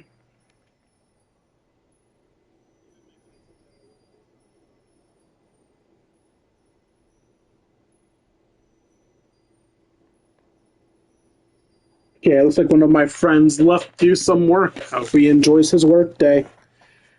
The probability of Columbina being alive is definitely higher than any of the other outcome. Absolutely. Also, today is Elaine's birthday. I'm guessing that was when Columbina disappeared. I wonder what the points that she was calculating were. Was she trying to calculate Columbina's location? Was she trying to locate her time in space-time? Skipping boring things, I do hope Traveler's safe. It would be a great hassle otherwise. Yeah, this is when Columbina was taken to the place out of time and space, and we were taken by the Doctor. Skipping some boring things, almost there. Skipping some boring things. Inconceivable. The guy's chorus from Irminsul. Performance is stable. He seems to know us very well. Or maybe he's just the social sorts? Skipping some boring things. Core assembly completed. System checked and deployed for combat. Recording the key points of this technique. By using Luanatars, a fragment of Columbina's soul, connects with a variable in this world, a descender, we aim to effect the retrieval of Columbina's complete soul from inside the moon's reflection. The survival of the traveler is a necessary condition for success. Skipping some boring things. Update log. Upgrade Polonia's core function to the world formula. Upgrade Polonia's search and retrieval functions. Implement a new self-preservation mechanism for Polonia. Combat priority shifted from protecting me to protecting Polonia. Install the false core and data destruction function. All log will be cleared if damage level falls below the critical threshold. Iterated on my self-preservation mechanisms. Okay, I'm glad I decided to read that because it disappeared from here, and I probably would not have remembered to look through my inventory for it. But it is in my inventory. That is to be noted. Ah.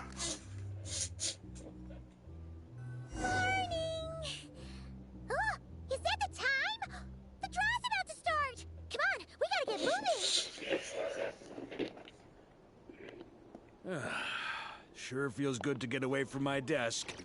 Now, where's a good spot for a nap?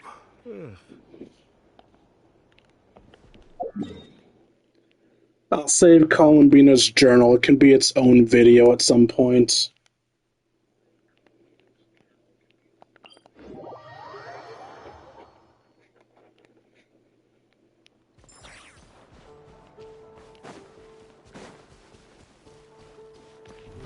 Try to keep up!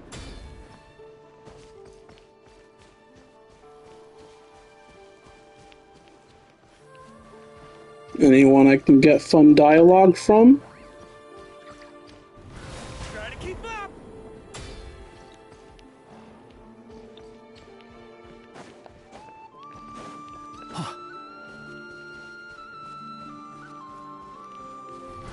Try to keep up! That was a bit of an overjump.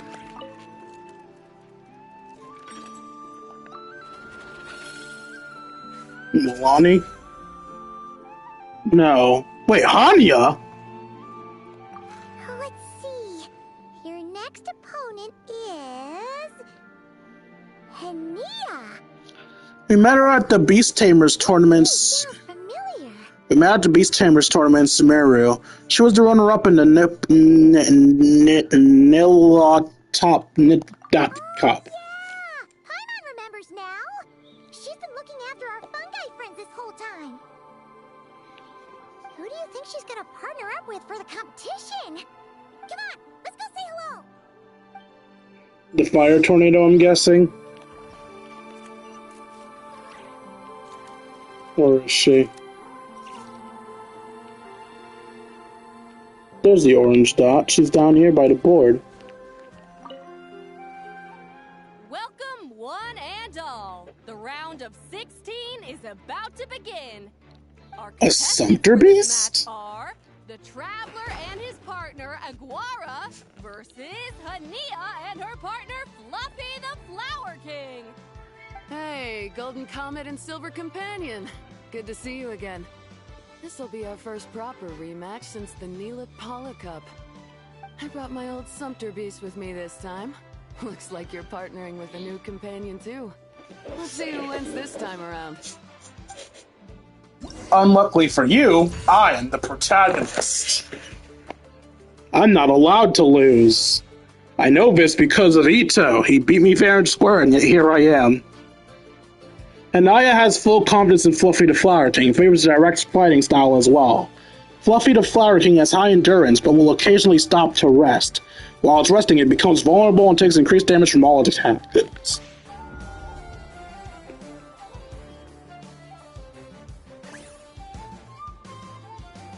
She's thinking, oh, Toad looks pumped. Could a charged attack be coming?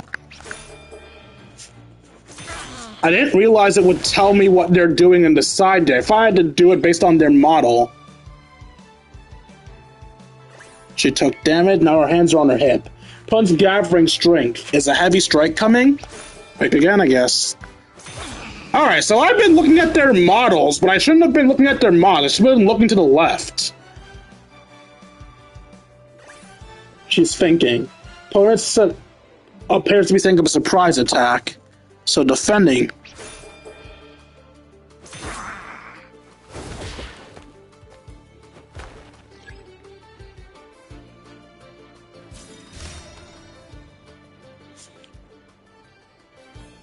You're even tougher than last time.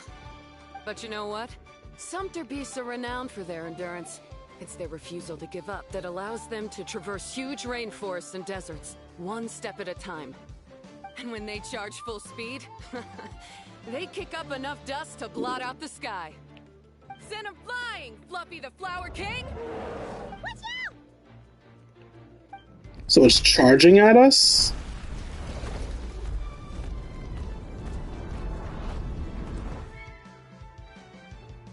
Jump on his back or dodge? Back.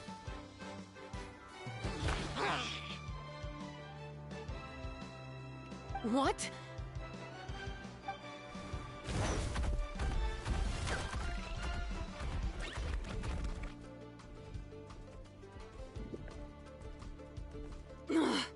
Looks like this isn't gonna work. Contestants, please have your animal companions return to the arena immediately, or you'll both be disqualified. Why am I at fault for this? Come back, Fluffy!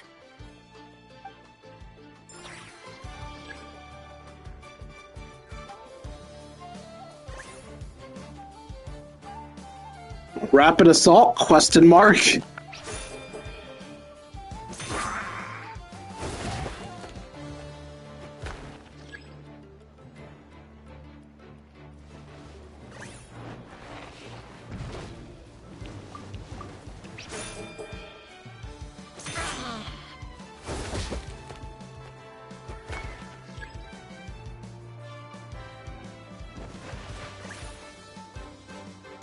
Defensive posture. Charge attack.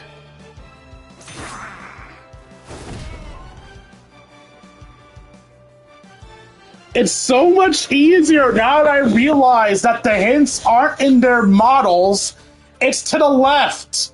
All this time I thought I had to read their movements like an actual challenge.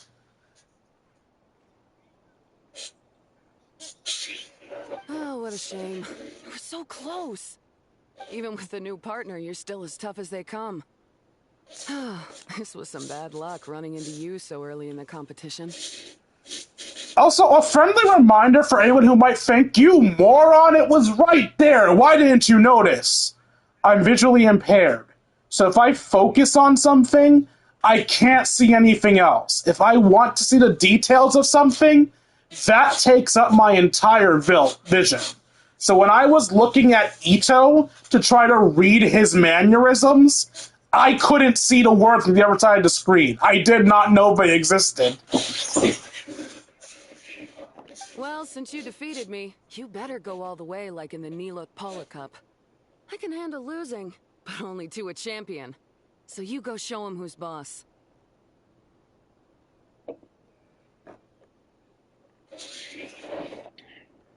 I won't let you down. Alright, we're through to the quarterfinals. Let's go see who our next opponent is.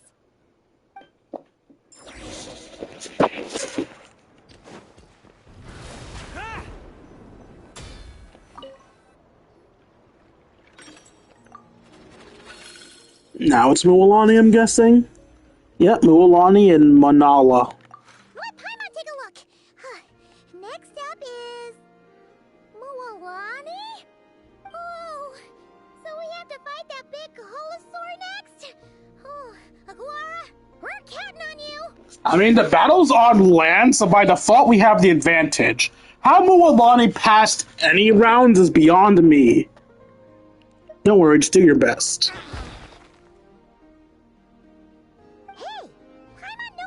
When we were drawing lots. Most of the contestants have given their animal companion a cool title.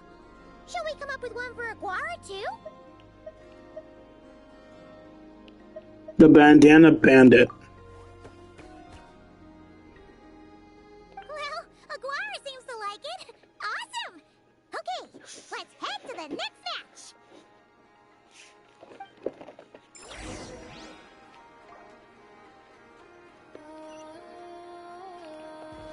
I don't know why I keep doing that. The match is always by the board.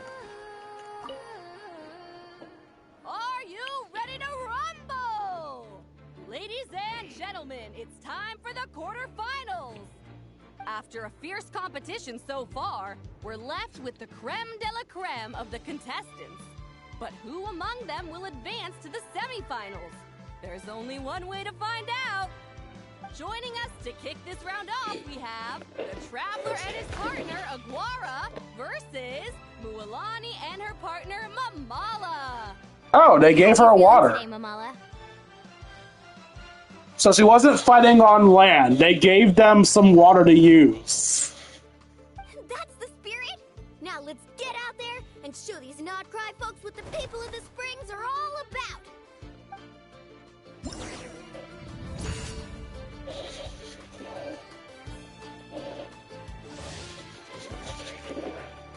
Mulan uses clever tricks in combat, causing Mulan to perform feints.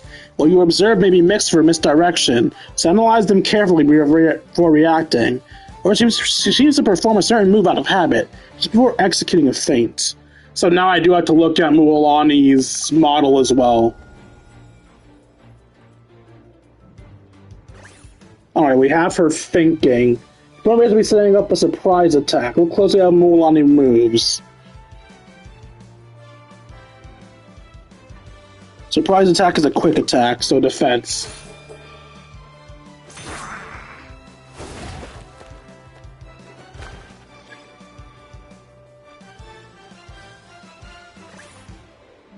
Hands on hips. The opponent looks pumped. Could a charge attack be coming? Look closely at how Mualani moves.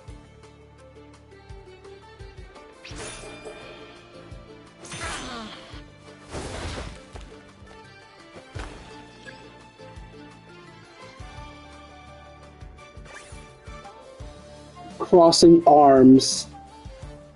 Heavy attack, so I should do a quick attack, but I think crossing arms means she's gonna faint, so defense. I was wrong. Crossing arms does not mean she's going to faint.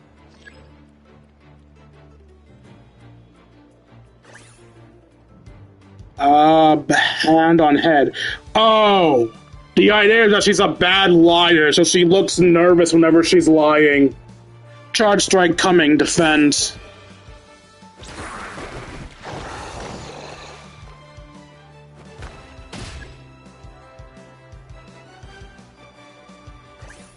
Arms crossed. This is the correct one.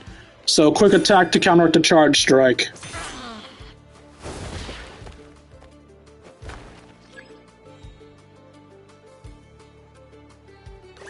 She's about to lie. So she's not going to do a surprise attack. She's either going to... So I don't want to choose defense. She's either going to defend or quick attack.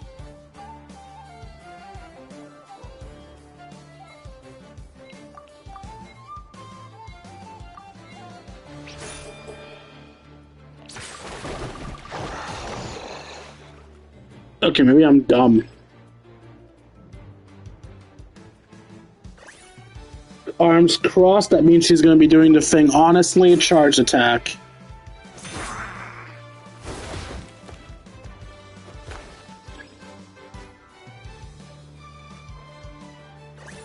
Hand on hips, this is the truth. Heavy strike, quick attack.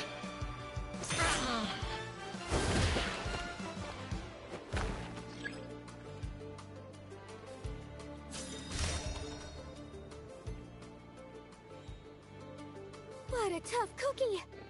I thought this would be way easier. You're a little sorry and doesn't play around. Alright, get up close and let's settle this! Jump, Mamala! Get out of the water! What? From what I remember, Moonlight's left eye is covered by an eye patch. There might be an... Oh, wait, what? When was... What? Oh, Mamala's left eye is covered by an eye patch.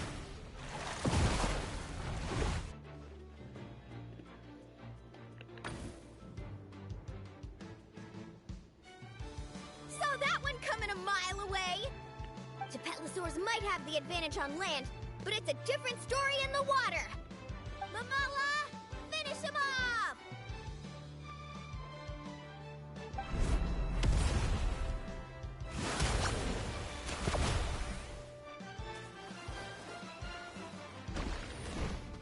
So I took heavy damage.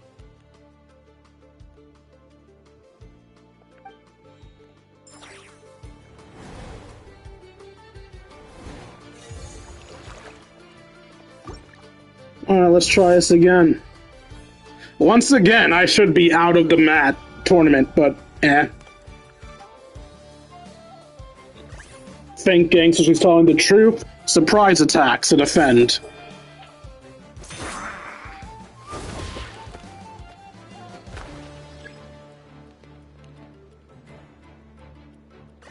And on hips, so truth. Rapid assault, defend.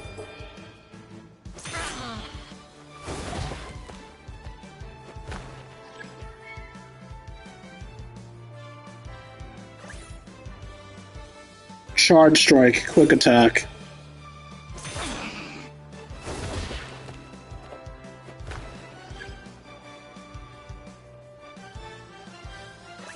She's about to lie. Surprise attack. So don't defend. Let's do a quick attack.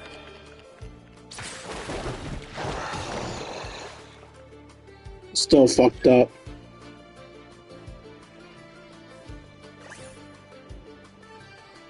Charge strike, she's lying again. She'll either defend or quick, so defend is the safest option.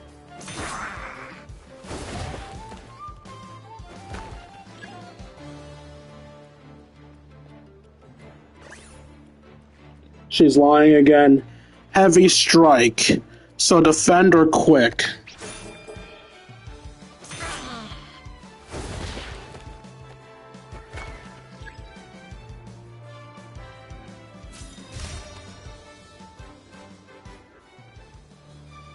What a tough cookie!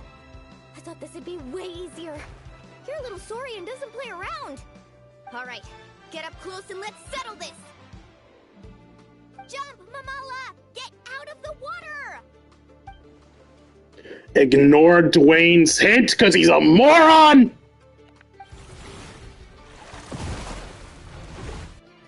Imagine having your main character give you the wrong advice. Watch out!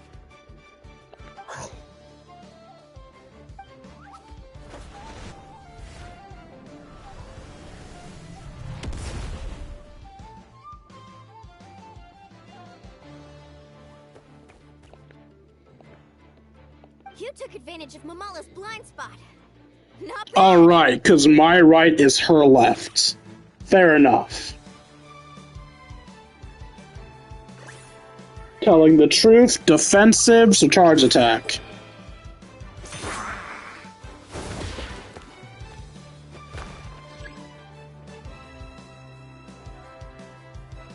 About to lie, rapid assault. She's either going to defend or charge.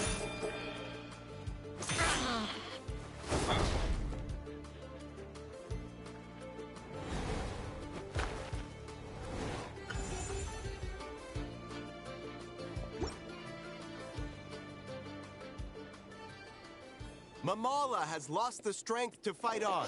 The Traveler and Aguara are the winners! Seriously?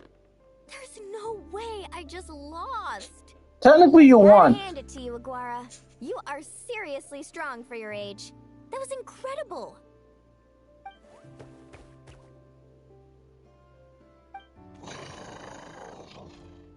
Hey, you're strong too, Mamala. That one was on me.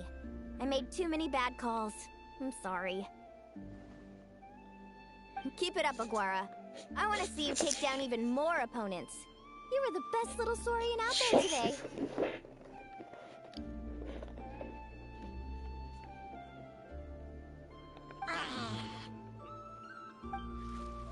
I'll leave you guys to it. Cheer up, Mamala. How about I take you for a tasty treat, huh?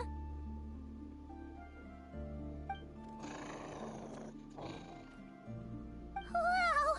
That was a nail-biting match! Imon's heart's still racing! Anyway, Linnea will have finished her match by now too, right? Let's go see how she did! Linnea! Is your match over already? It sure is. Want to take a guess who won? So we don't get to see her? Well, actually, no, there's still one more round, so we can still probably see her rival fight. Judging by the smile on your face, Paimon's pretty sure it was you. So our semifinals is against Yahoda, most likely. Care to join me? The next one's a pretty big deal. Someone called Celino versus the reigning champion, Yahoda. Oh, is your rival gonna get knocked out by Yahoda? Yahoda's a friend of ours, so we should be there to cheer her on. Perfect. Well, stick around. It should be starting soon.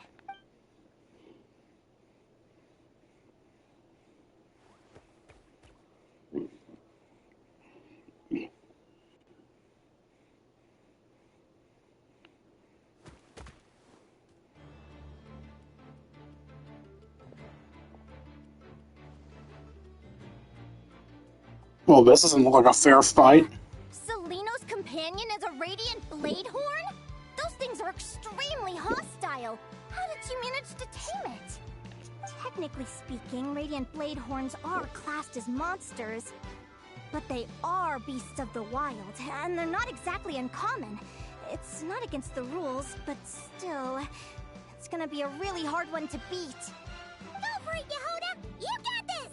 At this point, I'm done underestimating things because a fucking beetle beat me. Ignorance really is bliss, but it won't last forever. So Solano's her name. She was the one watching Linnea's last match. There was something strangely hostile about her demeanor. But Linnea doesn't seem to know who she is. You talk about her as she's just another contestant. Do you think speed alone will stop me from catching you? How about you run around and find out? Reed Miller the 13th, run that thing ragged and then go in for the kill! Behind you, on the right.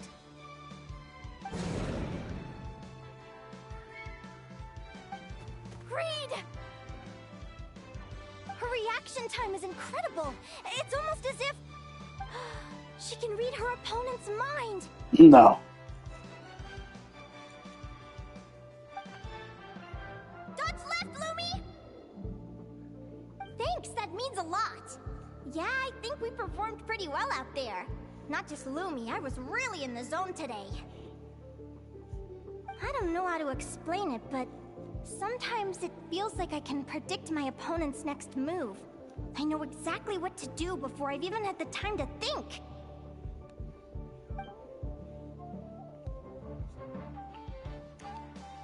Linnea said something similar after her first match. Could it be a coincidence? Keep it together, Reed! Jump!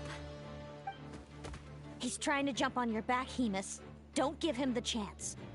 Use your wind blades to slow him down. He's too powerful!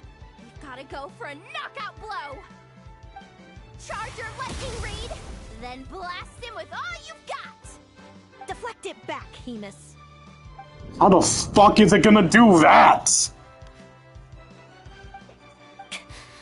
That was close. But the outcome is all that matters. Reed Miller the 13th has lost the strength to fight on. Celino and Hemus are the winners! Those wings! Wait! Who are you? And why do you... Why'd you pass out?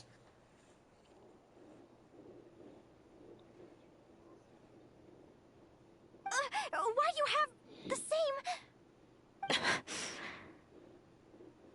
I've been through this moment so many times in my head. Imagining you sharing the same pain I feel. I thought it would bring me joy. But I guess not. You're better off with the life you have, Linnea. The less you know, the better. My head! Don't go! Wait!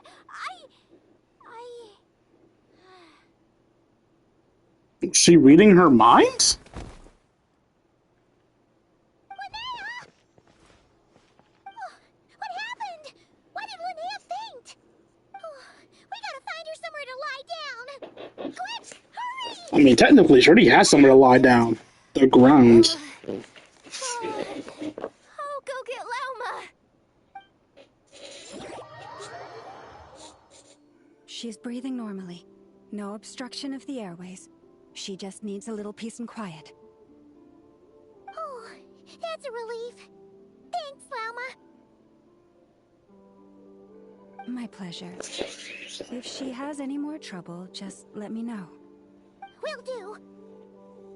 Oh, Linnea. Please wake up soon. Good morning. Huh? Where am I? Lumi? Lumi! How strange. Where could she be? I wonder how long I was out for. Well, I'd better take a look outside.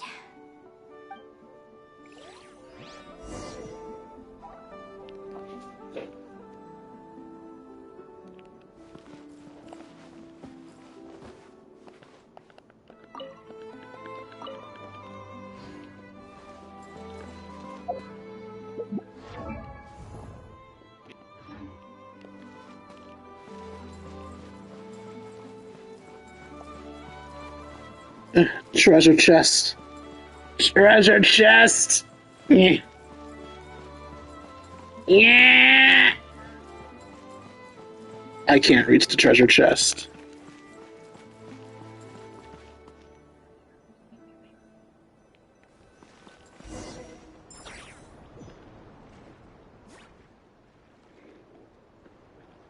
So is she in like a Fae form or something, since I'm looking from her perspective for no reason? There you are!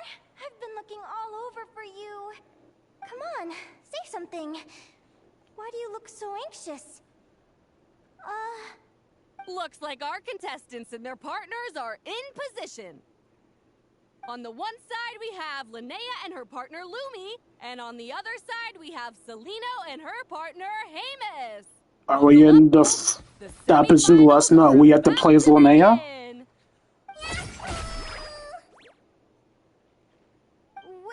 how is it the semifinals already? Also, how did I even get here? I don't remember a thing. Oh, I get it. I'm still dreaming. You can do it, old boss. Even if this is a dream, I can't let my supporters down. I'm gonna give this my all. We're up, Lumi. Let's show them what we've got.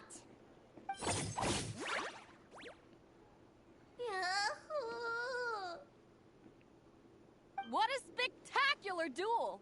But Lumi has lost the strength to fight on. Meaning, Celino and Hamus have earned their place. Okay, why am I in her perspective if I'm not even gonna fight as her? What's going on? They're saying I lost already? This dream sucks. I want to wake up right now. I've heard that if you try really hard to open your eyes, you can force yourself awake.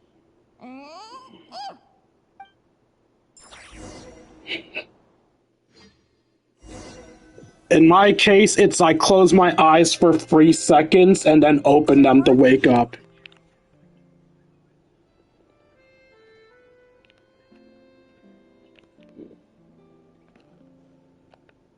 What am I looking for?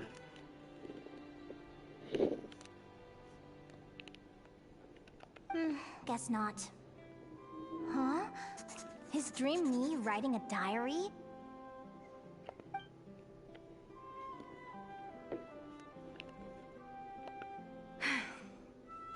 My Adventurers Guild salary alone will never be enough to finance a research vessel. It seems my only option is to take up adventuring full-time. A research vessel? Looks like Dream Me is working hard toward my goal. But the cost is just astronomical. It could take a whole lifetime to save up for.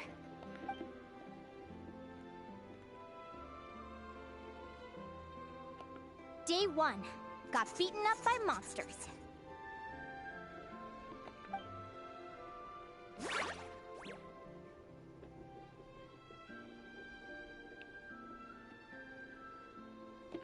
Day 5. Ran for my life with Lumi. Turns out I'm getting faster.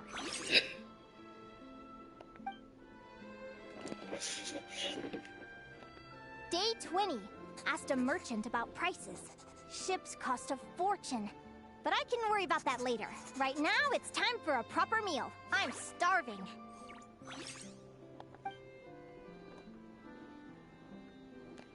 Day 72. Found a huge abandoned treasure chest. Finders keepers!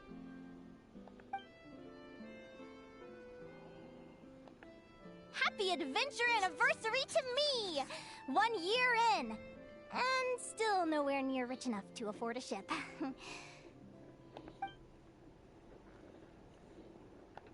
Almost got scammed! Note to self, secondhand ships aren't to be trusted. Good job I was wary and checked it over thoroughly before committing. You really do get what you pay for.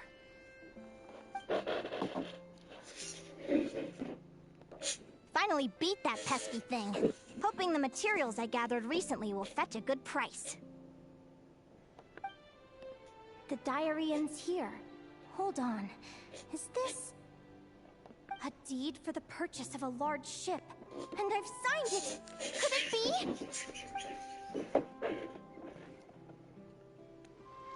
A dream come true!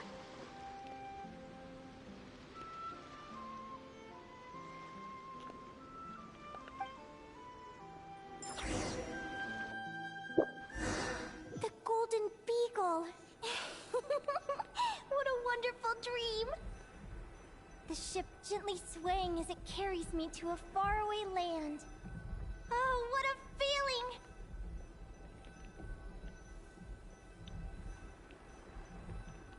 Why did I bring conch shells?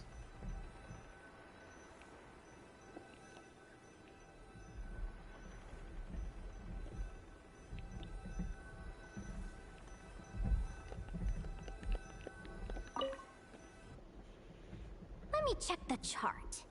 Next stop, Guyan Stone Forest. That place is steeped in myths and stories. I've only ever seen it in picture books. From there, it's on to Dragonspine. Wow, a snow-capped mountain! I've always wanted to visit, but never dared to.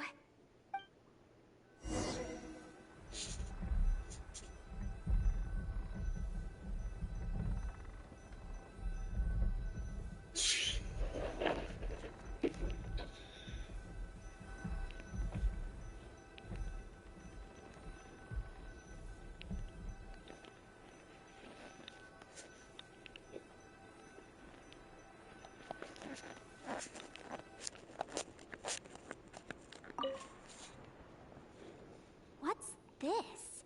Clearwater jade? Pretty sure this can only be found in Chinyu Vale. It's so beautiful. It looks like this ship has sailed to many places already. Makes sense. As soon as I buy my research vessel, I'll be off and away to voyage non-stop. Linnea, you've been really down the last couple of days. What's up? You're not seasick, are you? I've left your lunch by the door. Make sure to get some good rest once you've eaten.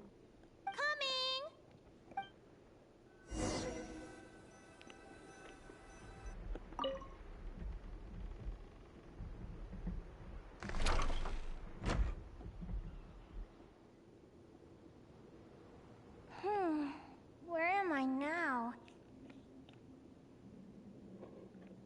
Ugh, I feel so sore and tired.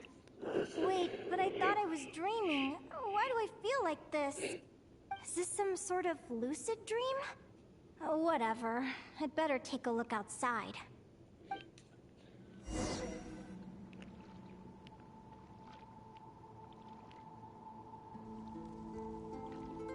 Clearwater jade. Didn't I see this on the ship just now? Why is it in pieces? And these books, how did they end up in this cave?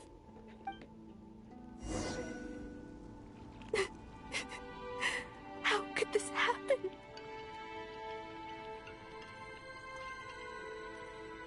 Lumi, why do you look so sad? Hey, don't be scared. I'm right here, by your side.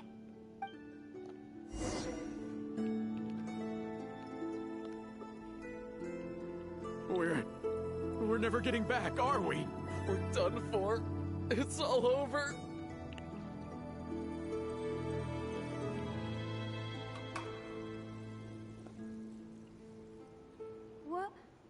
What happened? I thought I was on the ship.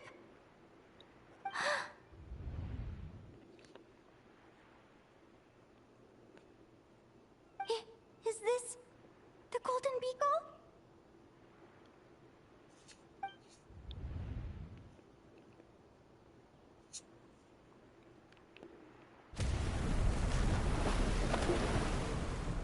But why? It's just a dream, though, right? Come on, get a grip, Linnea. It's not real. None of this is real.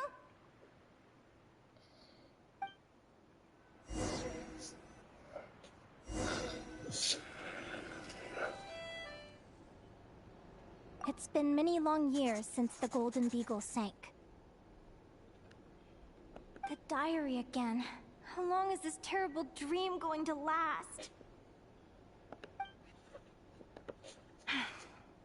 I'd love to say I'm over it now, but the truth is it still gets me down sometimes. It's like there's a heavy stone that's blocking up my heart, constantly weighing me down.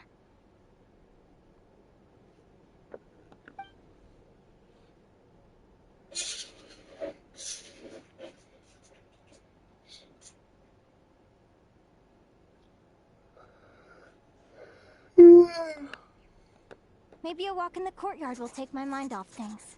Besides, my sister should be here soon. I can wait for her outside.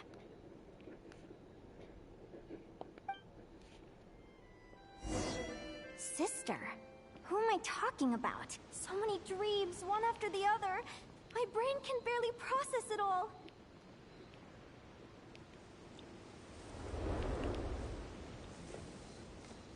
Linnea! Blue hair? Huh? That voice sounds familiar. Over here. Did you get my letter, Linnea? I'm so sorry to be the bearer of bad news. Come back to the tundra with me, so we can be with Mom and Dad one last time. Selena? She's my sister? Mom and Dad? One last time? This is the natural circle of life. We don't live that much longer than humans. This day was always going to come. I can't pretend I'm not sad. But at the same time, I wonder how an ordinary person would react to hearing this news. At the very least, they wouldn't have to endure this horrid feeling of having tears they're unable to shed. After all, we've already seen how all of this would unfold, long before it ever came to pass. Remember, when you passed out during that competition? You saw it all as you lay there, unconscious. At the time, you thought it was just a dream. What is she talking about? No. No. This can't be true. I understand how you feel. One moment you're gazing into the future from the past. The next, you're there, looking back at where it all began. When these two perspectives collide, how can the journey not feel like a dream? Time flies. One day, we too will grow old. Is it even possible to live a life without regrets?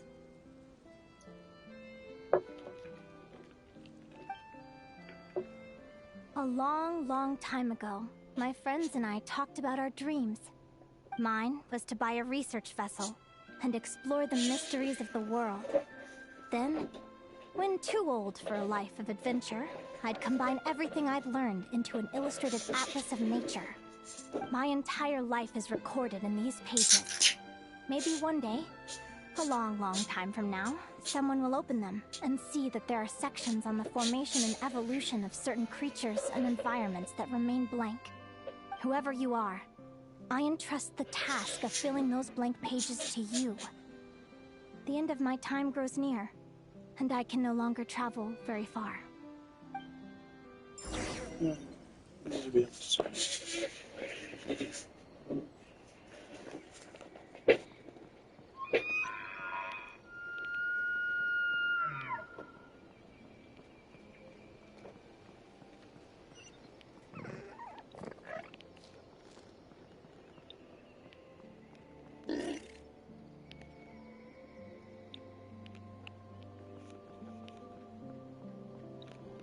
What happens if I say fuck it and walk in the other direction instead? Can I, like, avoid the end? Is that an option?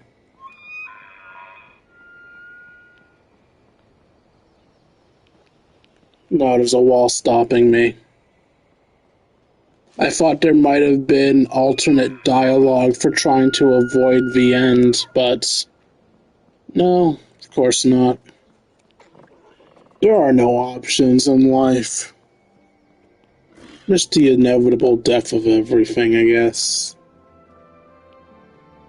Tweeties. Rockin' Robin. Tweet. Tweet. Tweet. Rockin' Robin. Tweet.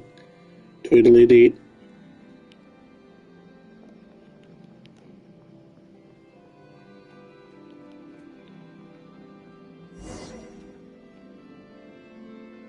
This feels like an illusion, yet at the same time, so real. The end of life. So this is what death feels like. I still feel some faint sensations in my stiffening body, but I can't so much as move a finger. As the warmth flows out of me, I feel no pain. Just the emptiness that remains after everything else has slipped away. So it wasn't a dream, after all. It's all...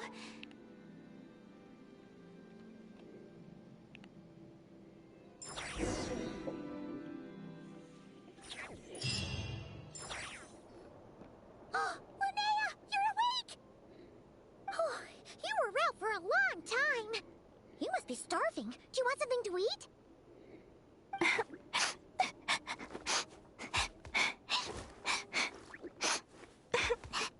Linnea, why are you crying? What time is it? It's evening. And it's the day after the quarterfinals. We were watching the match between Celino and Yehoda when you ran over and grabbed Celino's arm. Then, you just passed out. Do you have any recollection?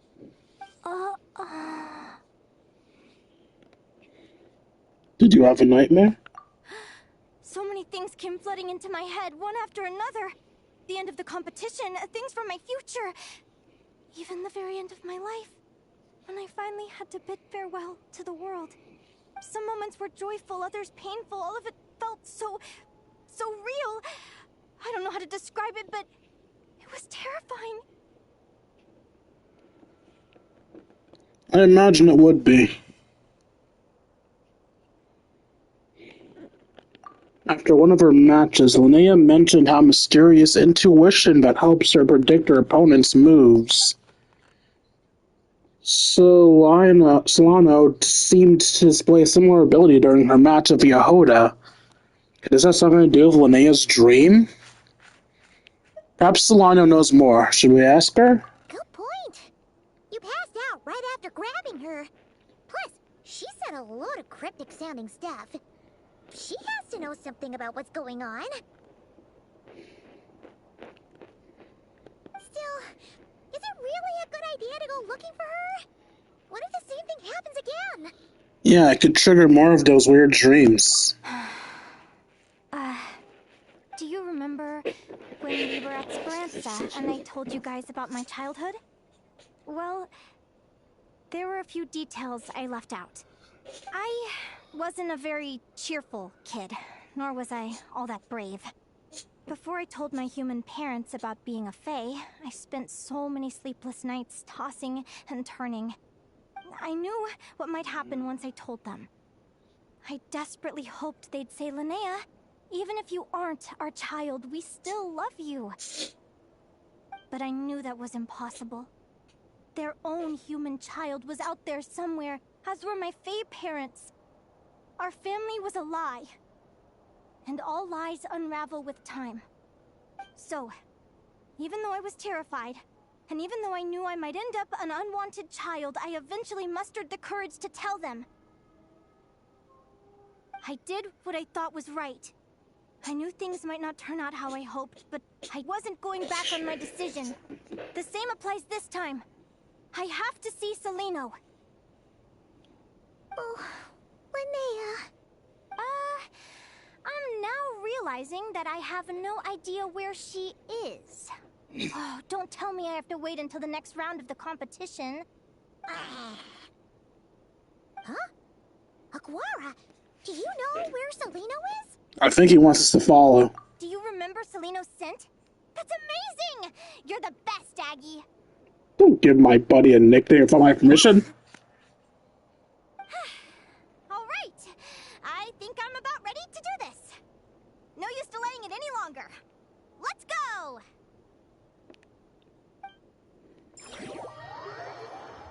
It almost feels like cheating using future sight to know what your opponent's gonna do.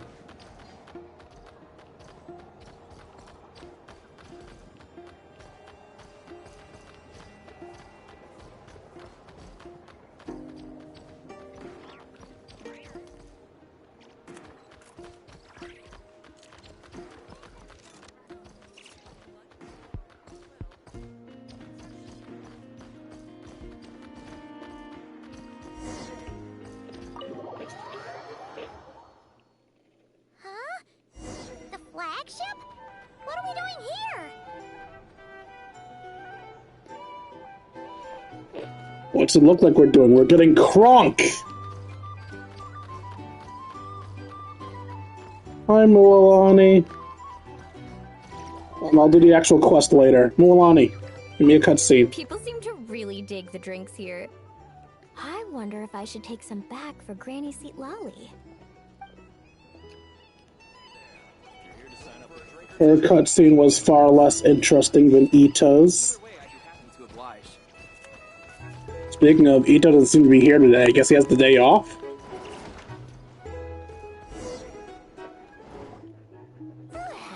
Is she in Flynn's room?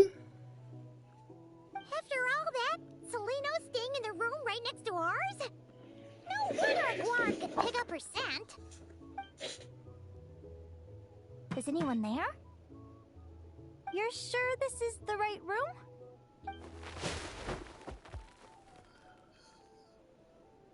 Seleno, I know you're in there. Please, I need to talk to you. Seleno.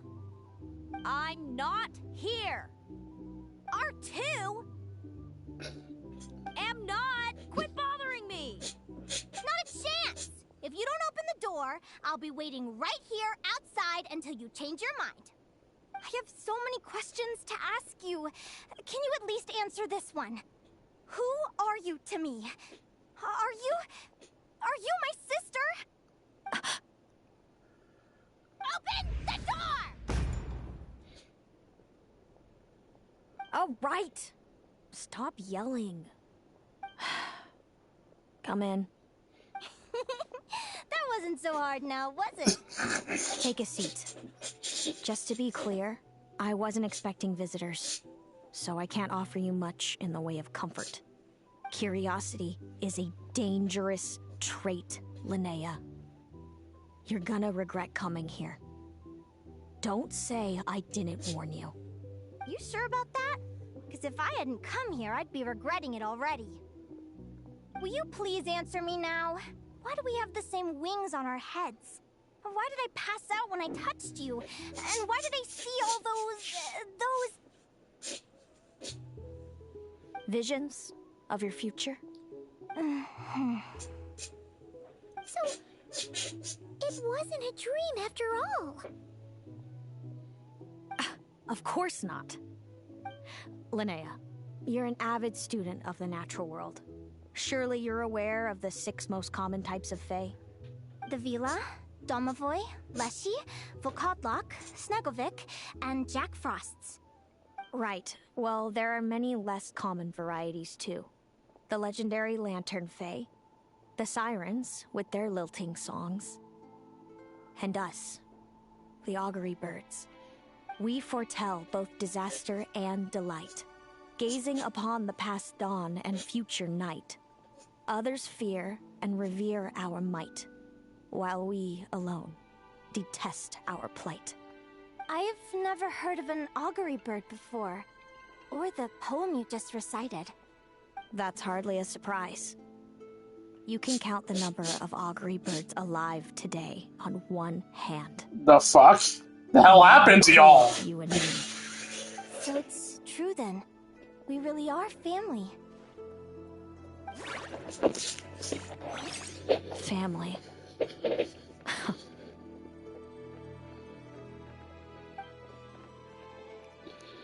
Solana didn't deny that they're family. Something about the word seems to trigger her. Clearly she has conflicting emotions on her about her family. Augury birds are born with a peculiar ability.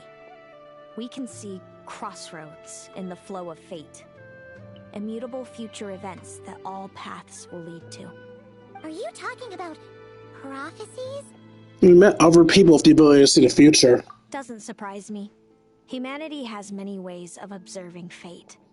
The stars, the ley lines. Our abilities are feeble in comparison. We can only see our own fates. If a friend wants to know their future, or someone is concerned about the destiny of the world, we're powerless to help. But the way it feels to witness your own fate, I trust you understand by now, Linnea. It certainly wasn't fun. Those prophecies brought a flood of emotions with them. From excitement to frustration to bitterness. By the end, all I was left with was a kind of numb emptiness.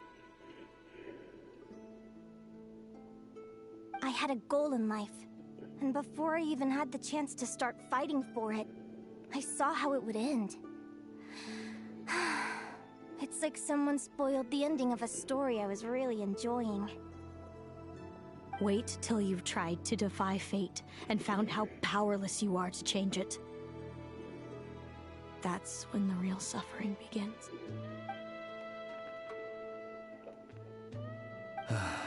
Everything is transpiring as I foresaw, yet I am powerless to change it. Fate is an immutable force. I can but lament as the inevitable unfolds.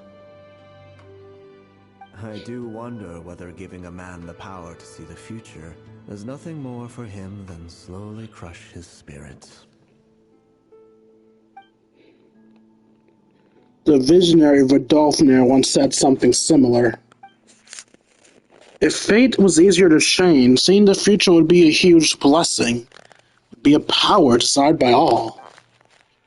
But if fate is on a set in stone, then knowing the future must be a heavy burden to bear. When you know every joy and every sorrow you'll ever experience, and there's nothing you can do to change it. Like you said, it leaves you with a numb emptiness. Generation after generation of augury birds lived with this burden. Until you were born, and our parents found the only solution they could think of. If an augury bird is set far from the Fae to grow up among humans, the awakening of their prophetic abilities could be delayed. So that's how I became a changeling. What about the child I was switched with? What happened to her? Don't worry. She had the opposite problem to you. She needed to live among the Fae. She was born with a strange, rare disease that humans cannot cure. If she hadn't been switched, she would have died a long time ago. Our parents saved her life, then raised her as their own. Eventually, her birth parents came to find her, and now they're living together in Snezhnegrad. I see. Is that part of Snezhnaya? Wow. It all makes sense now. But there's still one thing you haven't explained. Those things you said before I fainted. What did you mean by all that? I meant exactly what I said. I don't like you. Well, fuck you too. No reason. So we're back to this? If you won't tell me, I'll have to guess myself.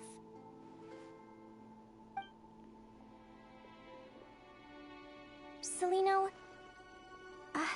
are you jealous of me? Oh, good guess. But I wouldn't call it jealousy. More like resentment. By the time our parents came up with a solution for you and sent you off to live with the humans, I was already tormented by visions. If I'd been born just a few years later. How cruel fate can be. Mom and Dad would sneak over to Nodcry to see you sometimes. They talked about you non-stop. Even that human child got more attention than me. I came with them once, to Nodcry. When I saw you there in the distance, living your carefree life, I was torn apart by jealousy. But I had to pretend that nothing was wrong. Even that I wished you well. Did no one ever consider how I felt? What was I to them? A reject? A failure? A pitiful wretch abandoned by fate? Oh, Celino. All of this led to me deciding, a long time ago, that when you were old enough, I'd come pay you a visit. My plan was to tell you the truth about everything. And then, you would share in my suffering. Oh, fuck. What kind of horrible person would want to do that to someone? Someone like me, apparently. Then, why did you hide from me? You really want me to keep guessing? It was because I found out the image of you I'd built up in my head. of happy-go-lucky Linnea spoiled by her parents and coddled by fate. It was all just a fantasy. I overheard you and Speranza talking about your past, desperately trying to hide the truth about who you were, somehow getting by with a ragtag bunch of kids in the conch gang. You described it so nonchalantly, but it was eating me up inside. In that moment, I didn't want to see you suffer, and I couldn't go on resenting you any longer. I just wanted to hold you tight and tell you everything will be fine, that you still have a family. Hey, sis.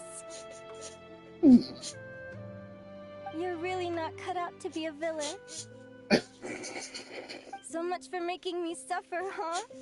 Now you're the one crying and I have to comfort you. But I understand now. That feeling you had, it wasn't resentment. You were just lonely. I've always wondered about my real family. I'm so glad you were willing to see me, sis.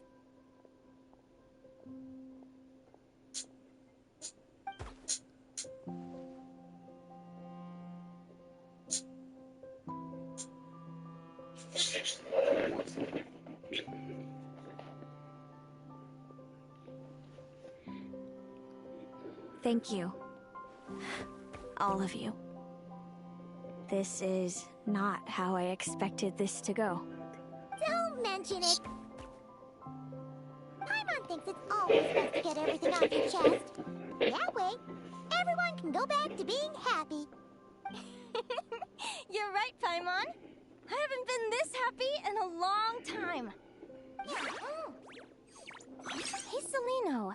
I was wondering, how did you end up with a Radiant Bladehorn as your partner?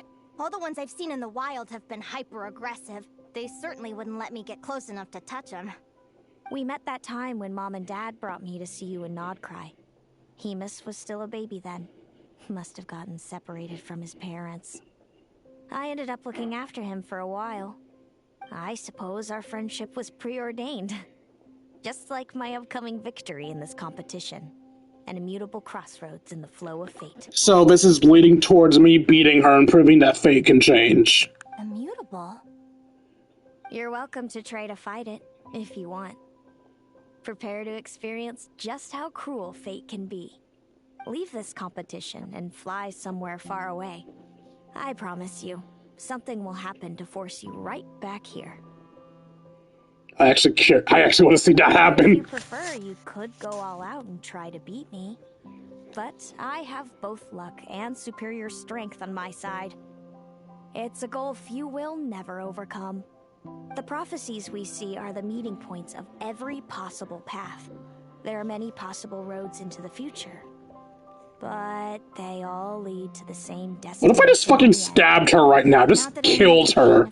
So she couldn't face you. I have to ask, how have you kept it going all these years? I tried to kill myself. A bird knocked away the knife. To accept what will happen. There's no other choice. Since the outcome can't be changed, how I get there doesn't matter in the grand scheme of things. Every crossroad I've foreseen is a curse. So the best I can do is chase a little happiness in the unknowns between them. But what about you, Linnea? What's your perspective? I think I see things differently. How about we continue this conversation after the tournament? I'd rather give you my answer then. All right, just don't get your hopes up about the future. I don't want to see the disappointment tear you apart. I'll be fine, trust me. Anyway, we'll leave it there for today. See you in the arena. It's getting pretty late. We should all get some sleep. I refuse. Staying at the flagship too, right? No need to see me out. I'll be fine. Oh, and thanks so much for keeping me company today. Good night. Alright, so Mualani's in here. Is the other girl in here too?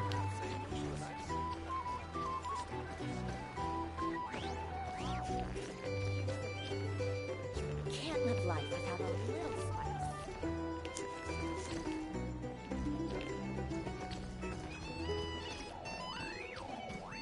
No, the other girl isn't here. I figured since Mua, Lonnie, and Ito both showed up, she would have showed up too.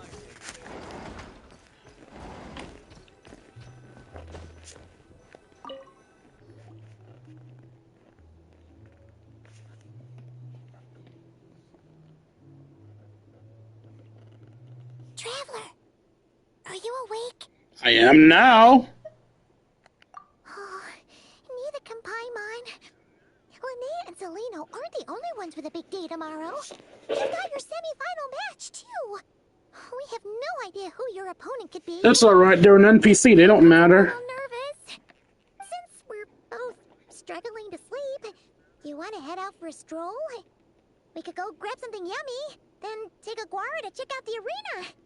Might be a good chance for our little warrior to get familiar with the lay of the land. It's too bad Paimon's connected to us at the hip. It would be so cool if it was like semifinal. Surprise! It's Paimon and Bongo Head!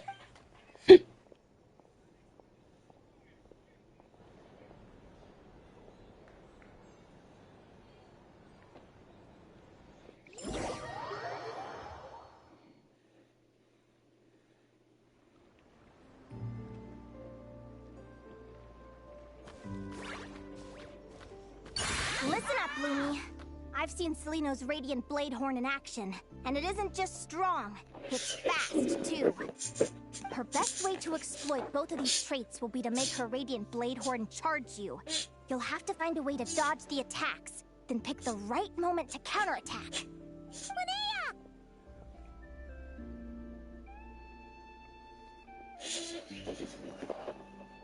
Getting in some last-minute preparation? Sure am. What are you guys doing here? Lumi and I were just going over our strategy for tomorrow. Since you're here too, how about letting Aguara join Lumi in some friendly sparring?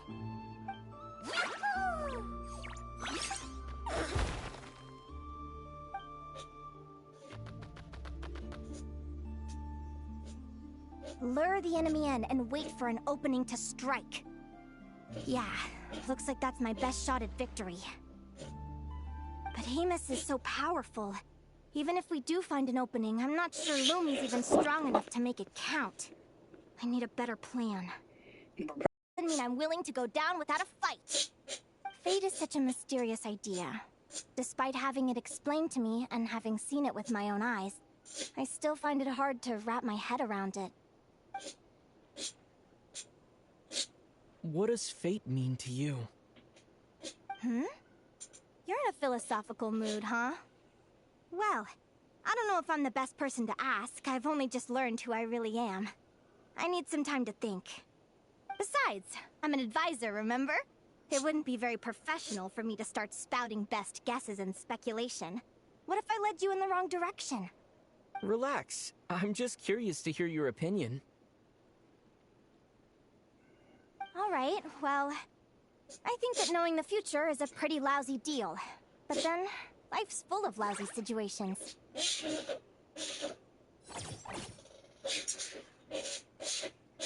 When I was a kid, my greatest suffering came from not knowing. I didn't know how my parents would react when I told them the truth. I didn't know where to go when they left. Back then, I actually wanted to know the future. I dreamed of a day that fate would send me a sign. I just wanted some clear guidance on what I should do. Something to give me the courage to go on. But fate didn't show me anything. It was my own stubborn will that got me through. Turned out that the only person I could rely on was me.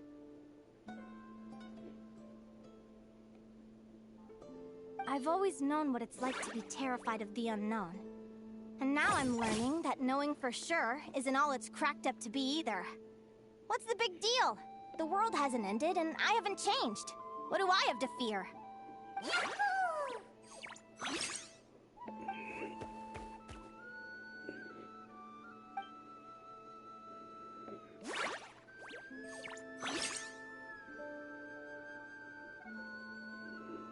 Training session over! Feels like these two are really forming a close bond. All right, I think we're as prepared as we can be. Time to get some shut-eye. Tomorrow, we're gonna face our fate.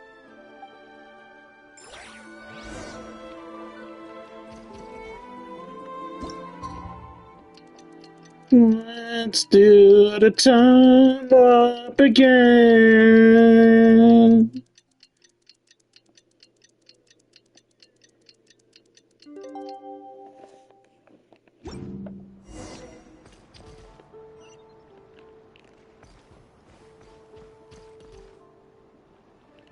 On me. I like the way you grind with that booty on me. Shouting you a dime while you looking lonely. It's all on me. Oh, sit down on me. Just put it down on me. Down, down. Is everybody ready? Prepare yourselves for the opening match of the semifinals! Our contestants are ready and raring to go. On the one side, we have the Traveler and his partner, Aguara. And on the other side, we have... What the fuck is that? You can do it, Aguara! What's this ghost-looking motherfucker? Perhaps because of the last-minute training yesterday, Aguara is more fired up than usual and wins the match with style. She's so unimportant, we didn't even get to fight her!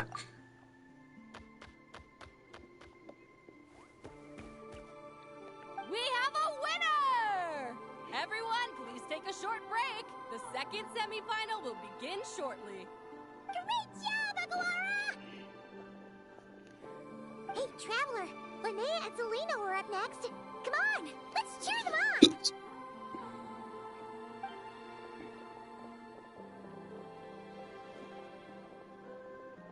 I wonder if we beat Aguara by going against what the smart move is to do, because then that would be acting against fate. On the one side, we have Linnea and her partner, Lumi.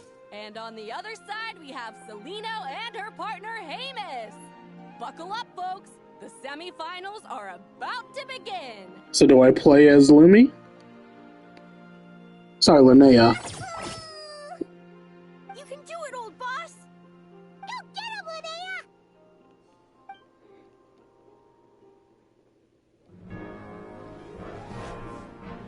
Charge, Hamus! Oh, it's a cutscene. Don't panic, Lumi. Remember your training? I'm right here. Ready? Now jump! Attack! Stop her!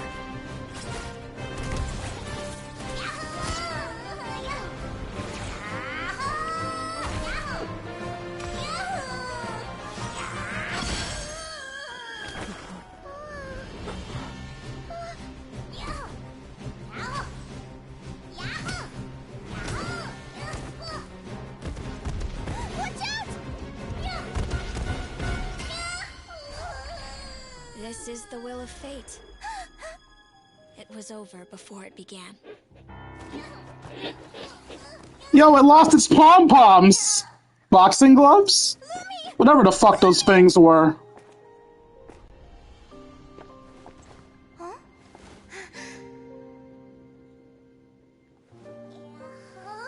Oh?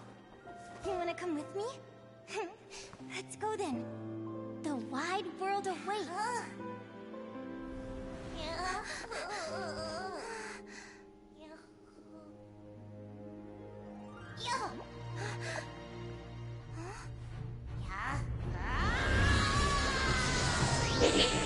It's time for Lumi to go Super Saiyan!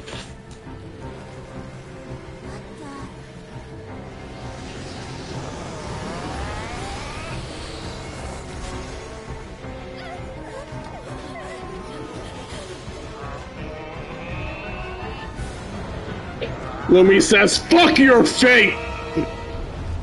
Don't worry, Hamus. Victory will be ours.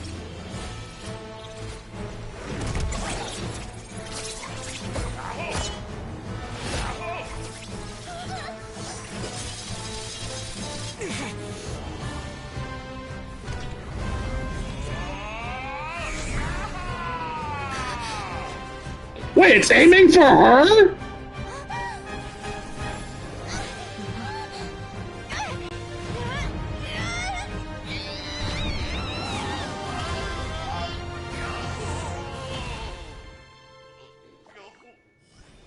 bro really said, "Fuck you! I'm gonna end you right here."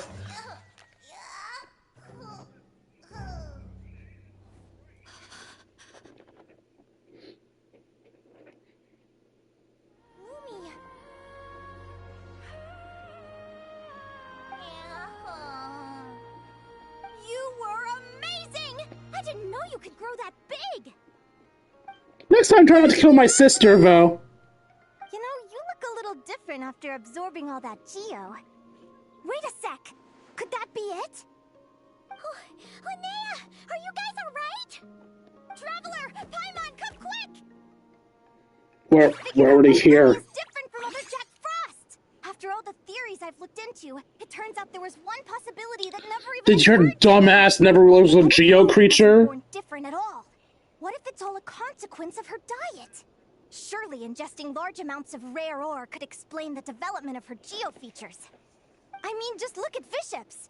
Depending on their element, fiships can look wildly different. But from a biological perspective, they're still considered the same species. Lumi, you don't have to wait for evolution to catch up at all. You just have to find another Jack Frost who likes the same things as you do. Then you'll have a true companion. She already has a true companion. I'm so happy you unleashed your full power, Lumi. If you hadn't pushed yourself like that, I never would have had this eureka moment. We're just gonna ignore the fact that you just tried to kill your sister? I thought Linnea would be disappointed after losing her match, but I guess that reaction is more her style. Linnea, why did you hold back? What do you mean? If Lumi had landed that hit, you and Hemus would have been in serious danger. Even so, when that hammer started to fall, the future I once saw went blank before my eyes. Did fear cause me to see a false vision? Or did she truly cheat fate for a brief moment? No, she was always destined to lose to you. She just chose not to kill you! Its force all the same. The prophecy came to pass as surely as the sun rises in the morning. What's on your mind, sis? Oh, nothing. Just I almost died. I just think it's a shame. You gave your all in that battle, but it didn't change a thing. Whatever path you take, it always leads to the same place. Fate is so cruel. Would you have rather she killed you? Do you remember the question that you asked me? I told you I'd give you my answer after the tournament. I remember. And I'd still like to know what you think. You told me. There are many possible roads into the future, but they all lead to the same destination in the end. Well, I prefer to think of it the other way around. We might already know where we're headed, but we get to choose how we get there. Maybe fate will always lead us toward the same destination, but I never cared much about the outcome.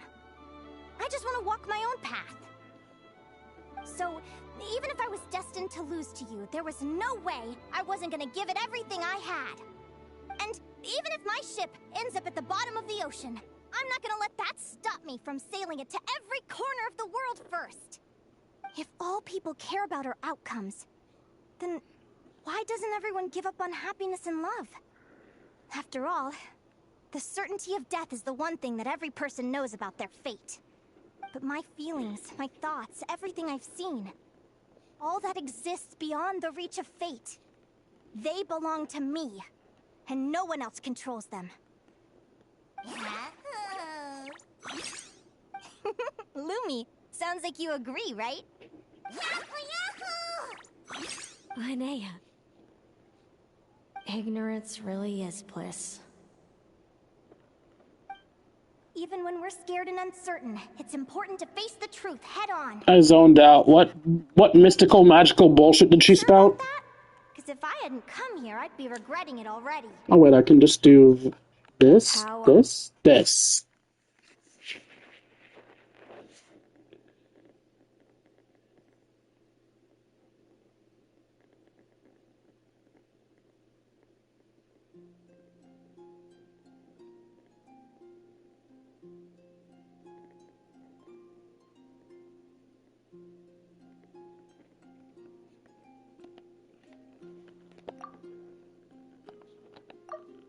How I envied your cheerful optimism when I first saw you.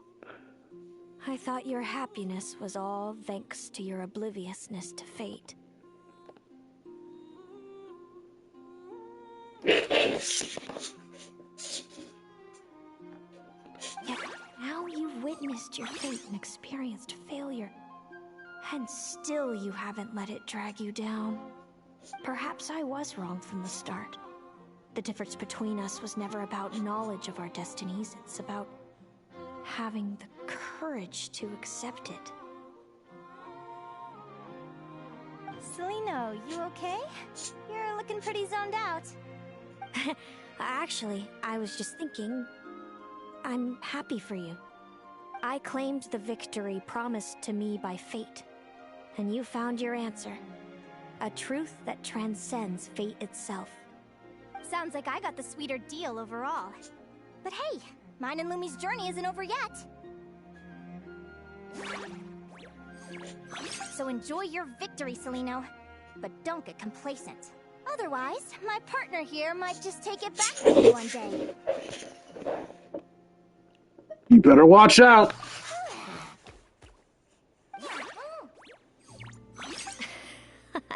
That little thing? That plus our special You better watch out. You better watch out. You better watch out. You better watch out. So, Aguara comes from Natlan, right? If we're gonna train hard, we should do it there. There's plenty of natural phlogiston around, which will help keep the little one's stamina up. Let's go! Yeah, sure, let's just casually travel to another country in less than a day. This isn't bullshit at all.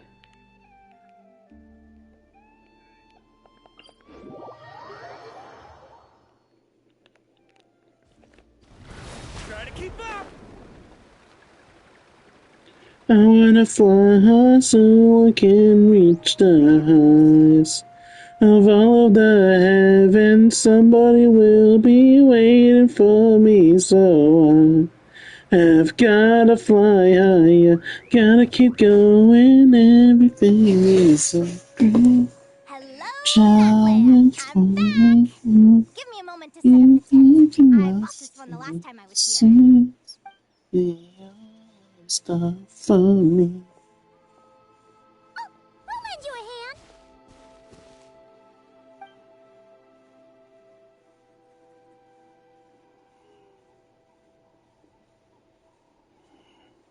Now then, Aggie, it's time for you to learn one of Lumi's signature finishers. How to grow big and slam somebody? Watch closely. Lumi, do the honors. It's a rock hammer! Linnea, you seriously think Aguara can use a giant geo-hammer? From what I've seen, Aguara's fighting style isn't that dissimilar to Lumi's. They both use agility to set up their opponents while searching for opportunities to attack. But Aguara isn't strong enough to break through Hemus's defenses. He needs a weapon to level the playing field. Aguara will need to channel geo-essence from the ground and fashion it into a powerful rock hammer. Simple enough in principle, but it might take some time to master. Aguara, want to try it out?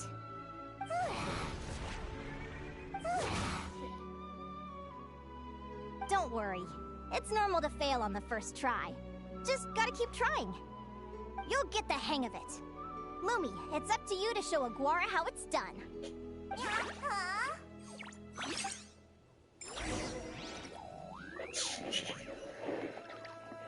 Wait till the evening day of tomorrow. We'll first get some extra dialogue. You'll get the hang of it. Lumi, it's up to you to show Aguara how it's done. Okay, never mind. Let's do the time warp again. I can't sing more of it to reference the song better.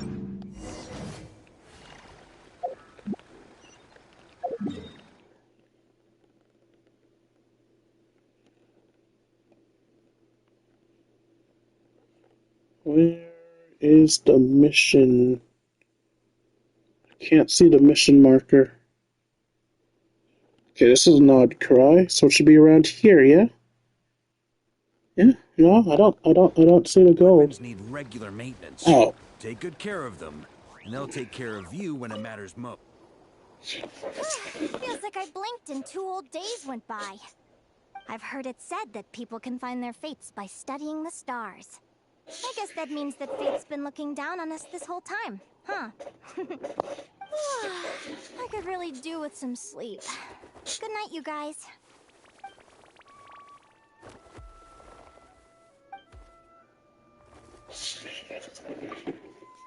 As a descender, my fate is my own.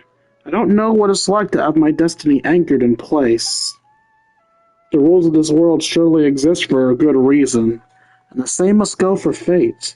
But on this journey, I've witnessed far too many people who yearn to defy their fate. Is anchoring fate in place truly the best solution? Maybe one day I can...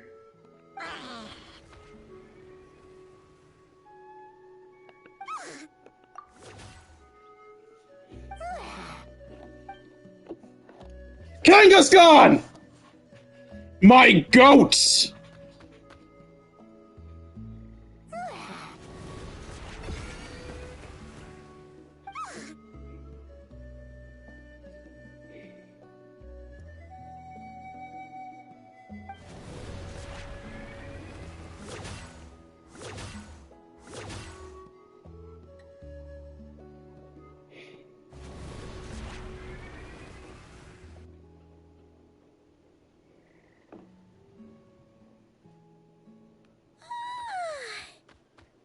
Paimon slept really well. Huh? Whoa! Look at all this grapefruit! Aguara, did you pick these for us? Presumably Kangaskhan did that. Wow! When did you learn to do that? Training arc.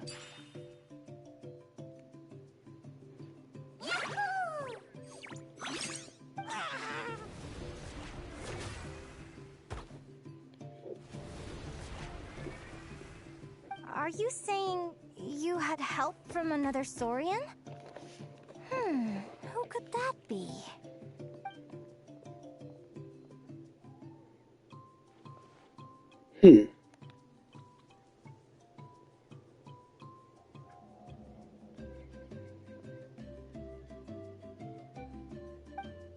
Thank you, Kangaskhan.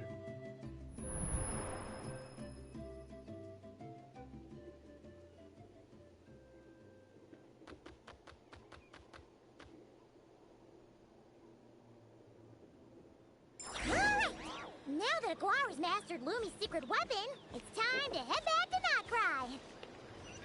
Looks like we should get back just in time for the finals. Let's run there. Imagine running 4,334 miles.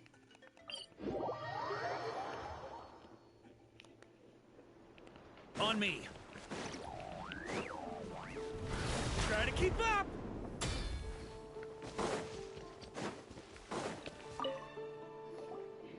The final is about to begin. Contestants, please take your positions. Spectators, we kindly ask you to wait outside the arena. Oh, it's finally here! Aguara, today is your time to shine.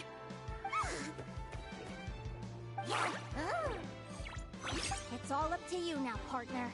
You've done the hard yards in training. Now, go out there and believe in yourself! Thank you, Doc Brown. It's time to write your name in lights and show the world No, Doc how Lewis, sorry. You've got this, Aguara! Not gonna lose.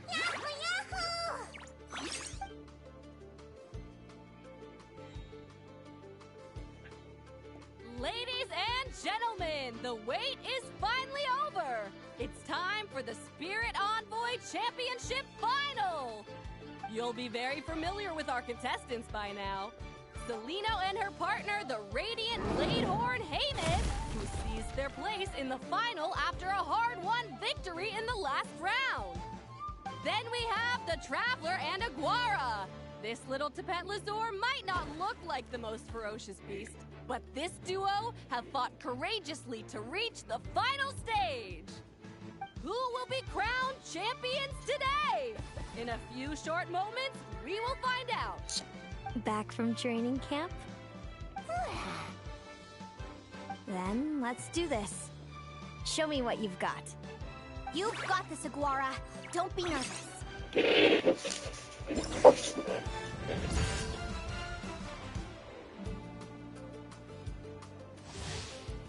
Caliano and Hamus are extremely powerful. At the beginning of combat, Hamus' actions cannot be observed. Once Caliano assesses the situation, she will direct Hamus to perform feints. Use prior combat experience to identify the true intent behind each move. Hold out long enough and the momentum will shift in your favor.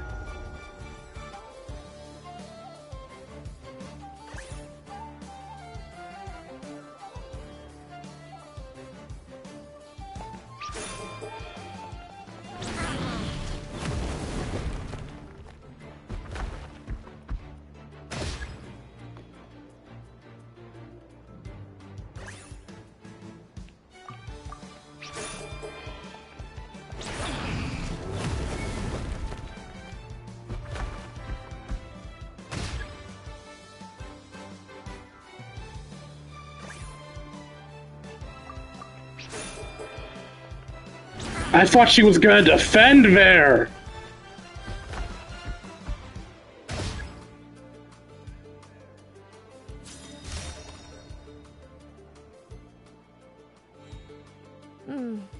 Impressive. Hamus, summon Animo energy on your horn, and then charge! Now you see what you're up against.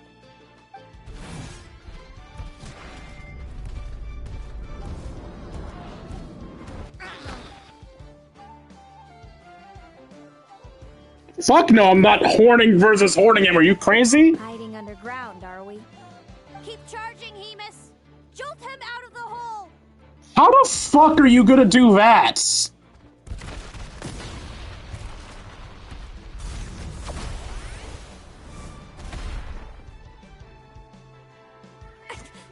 Hamus, are you alright?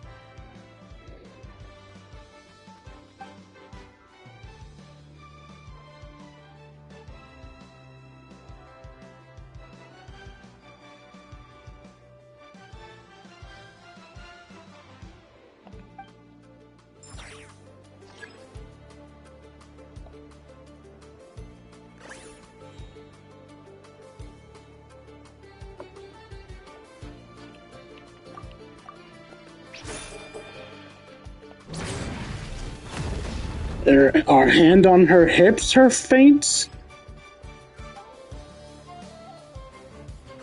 Thinking.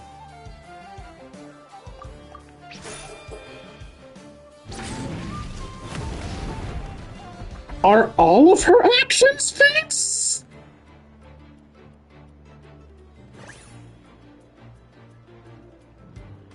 Alright, so charge strike, that means I should quick attack. That means she'll defend. So charge strike?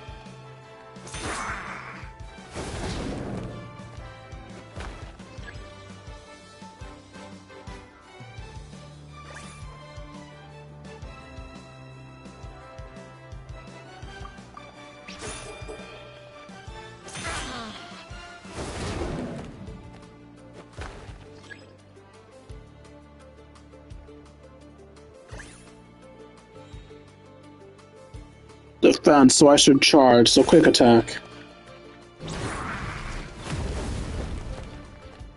Actually, no, what am I doing? I should be doing whatever she does.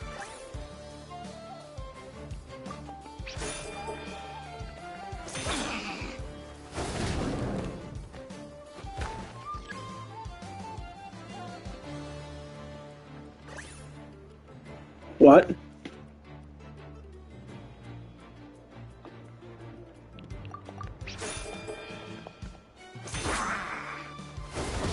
I only just noticed that Aphra's face is there.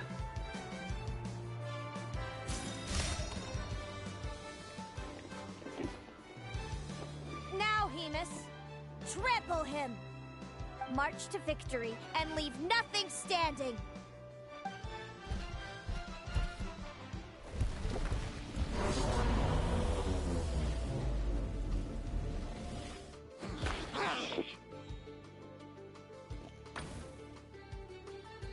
predictable.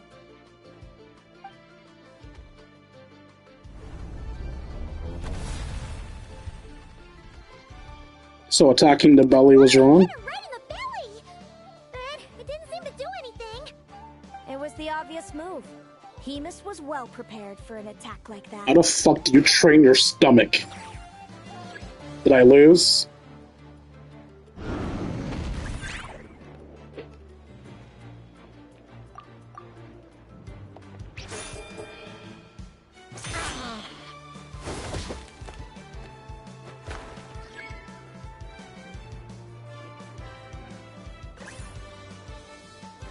How is it still exhausted?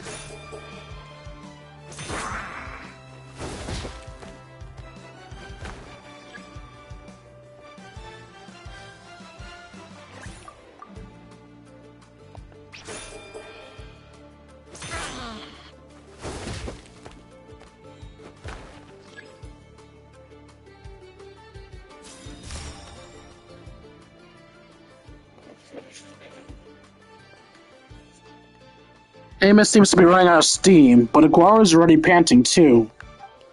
Looks like it's time to end this. Aguara! Just like we practiced!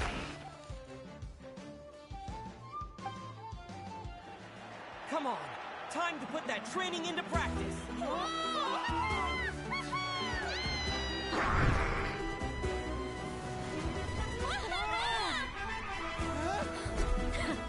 Interesting. Hemus! We showed them no mercy! Dude! That little munchkin's got some style! It's a trip to the hot springs if you win. Hemus, full tilt! Aguara, charge! You can do it!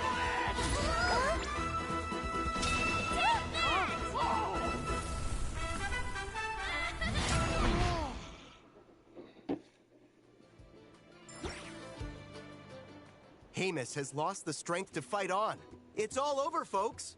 The champions are the Traveler and his partner Aguara. I called it. We get to deny fate because we're the main character. So, I lost. You did superbly, Hemus. Get some good rest. Seems I underestimated your little partner. I'm impressed. What did I say? Told you my partner would help me settle the score.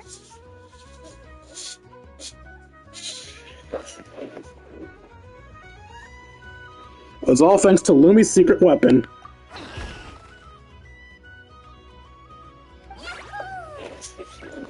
Ladies and gentlemen, we will now take a short break to give our finalists a moment to recover.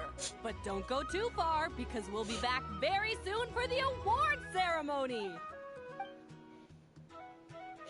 Is there a battle for third place? To our contestants for your amazing performances. Now we'll be interviewing our 4 top finishers. First up, it's our champions, the Traveler and Aguara. I like that Ito still watched the finale rather than saying fuck this shit. Is still a young slip of a Tapetlosaur, and yet the fiercest of enemies couldn't stand in his way. So tell us, what's the secret to Aguara's success? Hard work and practice. I see. Well, it seems like an indomitable will helped Aguara achieve the impossible. I'm sure we're all looking forward to even more spectacular performances from Aguara in the future. Do you think you're up for the challenge, little one? Rawr. Next, we have our runner-up, Celino. Let me start by asking, what's next for you and Hemus? Will the two of you keep adventuring together in the future? No, Hemus doesn't belong with me. I'm hoping that soon I can set him free to roam the wild. And of course, since he's so friendly towards humans, I do hope any adventurers who run into Hemus in the future won't mistreat him. Nah, I'm beating his ass for Hemus Max. is a real freedom lover. If we have any adventurers in the crowd, please keep your eyes peeled and make sure not to hurt our friendly, radiant Bladehorn. Moving on now, we have some more familiar faces from the semifinals. This first question is for Linnea. During your match against Celino, you jumped in to stop your own partner Lumi's rampage, costing you a certain victory. Do you have any regrets? I'd be lying if I said I didn't regret it even a little bit. But who wouldn't? All we can do is live our best life and hope to look back with as few regrets as possible. And overall, I had a really great time in this competition.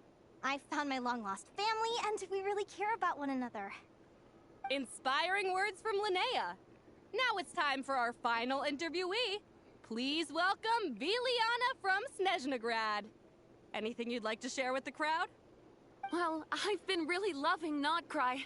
There's so much to see and do. I'm planning to stick around for a while, so if you see me around, come and say hey. The fuck Great. are Enjoy your you? stay, Viliana. Well, folks, we've heard from all 4 of our semi-finalists. Now to round things off, it's time for a group photo. Thank you to everyone who took part in the Spirit Envoy Championship. We hope to see you next time.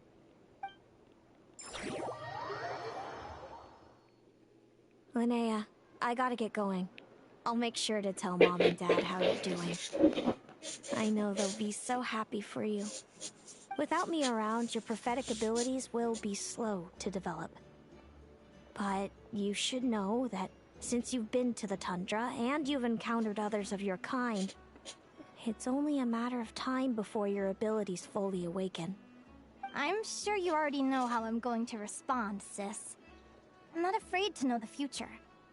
All that scares me is the prospect of a life without you, Mom, and Dad. I know. Well, write me whenever you want to see me. I'll be there in a heartbeat. And when you're ready, come visit us in the tundra. I'll give you the address. Thanks, Celino. I can't wait to see you again.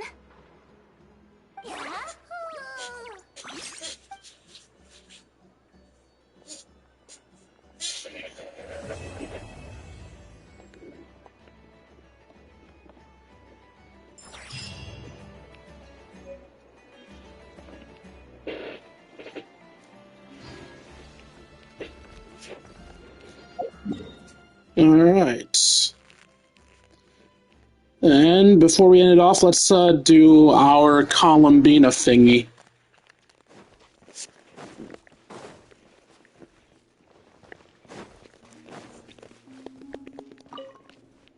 Wow, she didn't even let me get that far into the cave this time. Oh shit, she's knocked out. Wow, so lively here today. All those Kohenki are dancing around Columbina. Are they dancing or are they concerned? That's not dancing. Looks more like they're trying to bury her alive in a pile of cuteness. Help me? What's going on? Give me your hands. Thank you. Why were the Kohenki acting like that just now? They're not usually that energetic, are they?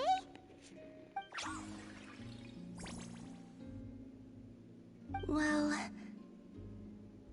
I decided to play a game with the little ones, and it seems they became quite invested.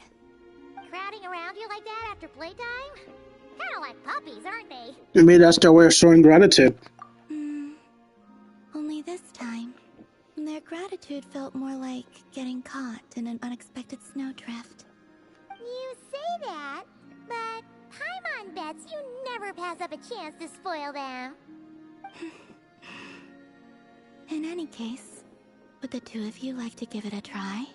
You mean being surrounded like that? That can be arranged. You just need to get the right answer. Oh, sure thing. It'll be cool to see what sort of games got the Kohenki so obsessed. Go on now.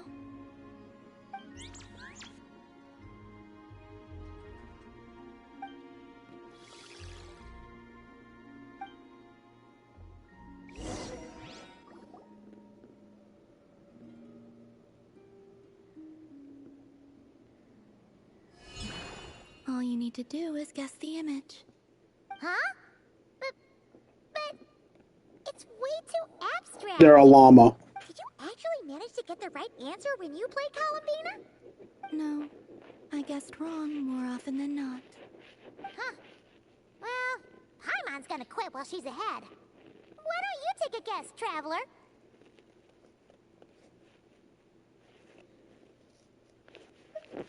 Rhyme deer. Whoa! That reaction must mean...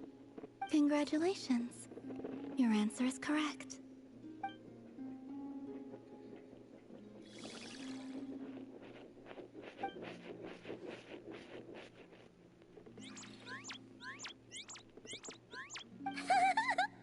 This means we did good! We? They really are soft and squishy. The Kuhenki have taken a liking to you. I can feel it. They are at ease in your presence. Just as rhyme-horned deer fawns are given to bathing in the moonlight, so too are the Kuhenki drawn to that which radiates from your heart. Oh! And what would that be exactly?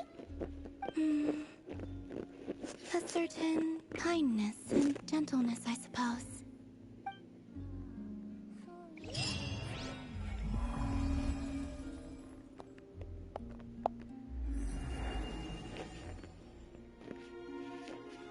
Any extra dialogue, Columbina? If you'd like, you're more than welcome to play with the Kuhenki again sometime. We'll consider it. Anyway, I'm gonna steal your balls now.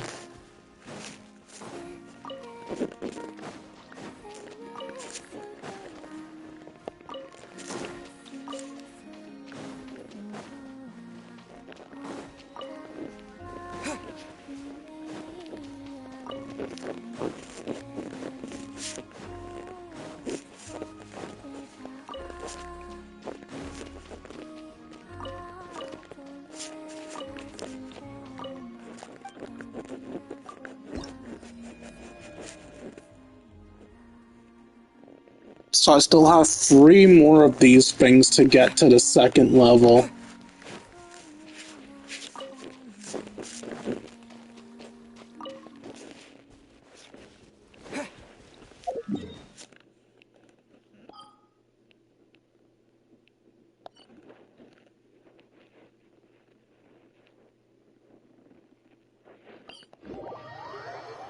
Alright, we'll pull for Linnea at the competition grounds.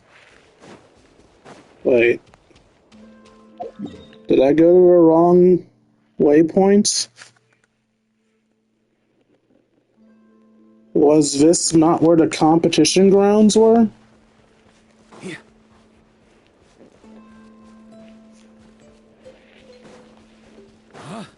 On me.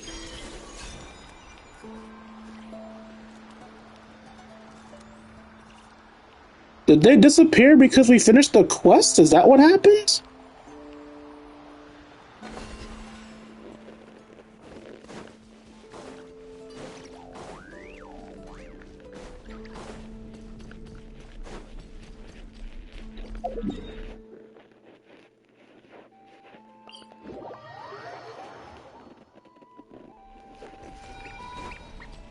Yeah, it disappeared because the quest is done.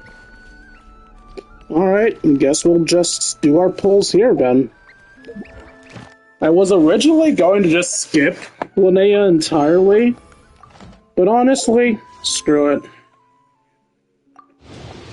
We'll do 2 10 pulls.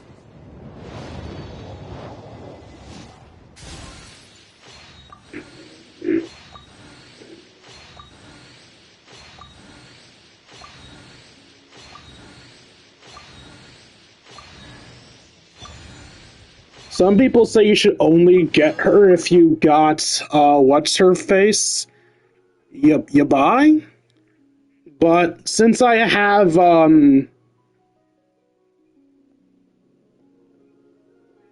Columbina, I can still make use of her perfectly fine. As I have a way to do Lunar Crystallize.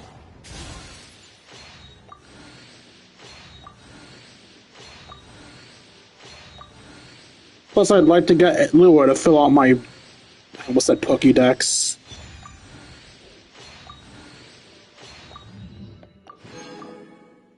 Alright, we'll save the next set of polls for next time I stream Genshin. I like to drink on Because I intend on streaming me doing the world quest here.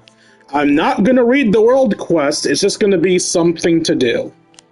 Kind of like how I play Pokemon Z for me, rather than trying to be entertaining while playing it. But that, for now, doesn't really matter. I hope you guys enjoyed this stream as I enjoyed making it for you all. If you enjoyed and want to see more of my content, you can find me at youtube.com/KingD353. Again, that's youtube.com/KingD353. When I'm not re-uploading streams, I upload episodes of Yu-Gi-Oh! Legacy of the Duelist and whatever else I feel like uploading. If you feel I deserve it, you can donate to me at buymeacoffee.com/KingD353. Again, that's buymeacoffee.com/KingD353. Every donation is appreciated. For $1 a month, you get to support channels also I get to eat food. If you want more control over your donations, you can instead donate to me at throne.com/KingD353. Again, that's throne.com/KingD353. Throne evolves less around monetary donations and more around physical donations. So rather than giving me the money to buy an item, you can just give me the item you want me to have. Be it equipment for my channel, food for my household, or something to troll me with. Send me a bomb for being such a little bitch about my lack of fans. Finally, if you want to spend time with me, join my Chris Discord. Want you able to chat, play video games, share memes, and have yourselves a grand old time. Like, comment, subscribe, see all you beautiful people later. Deuces Kingdom.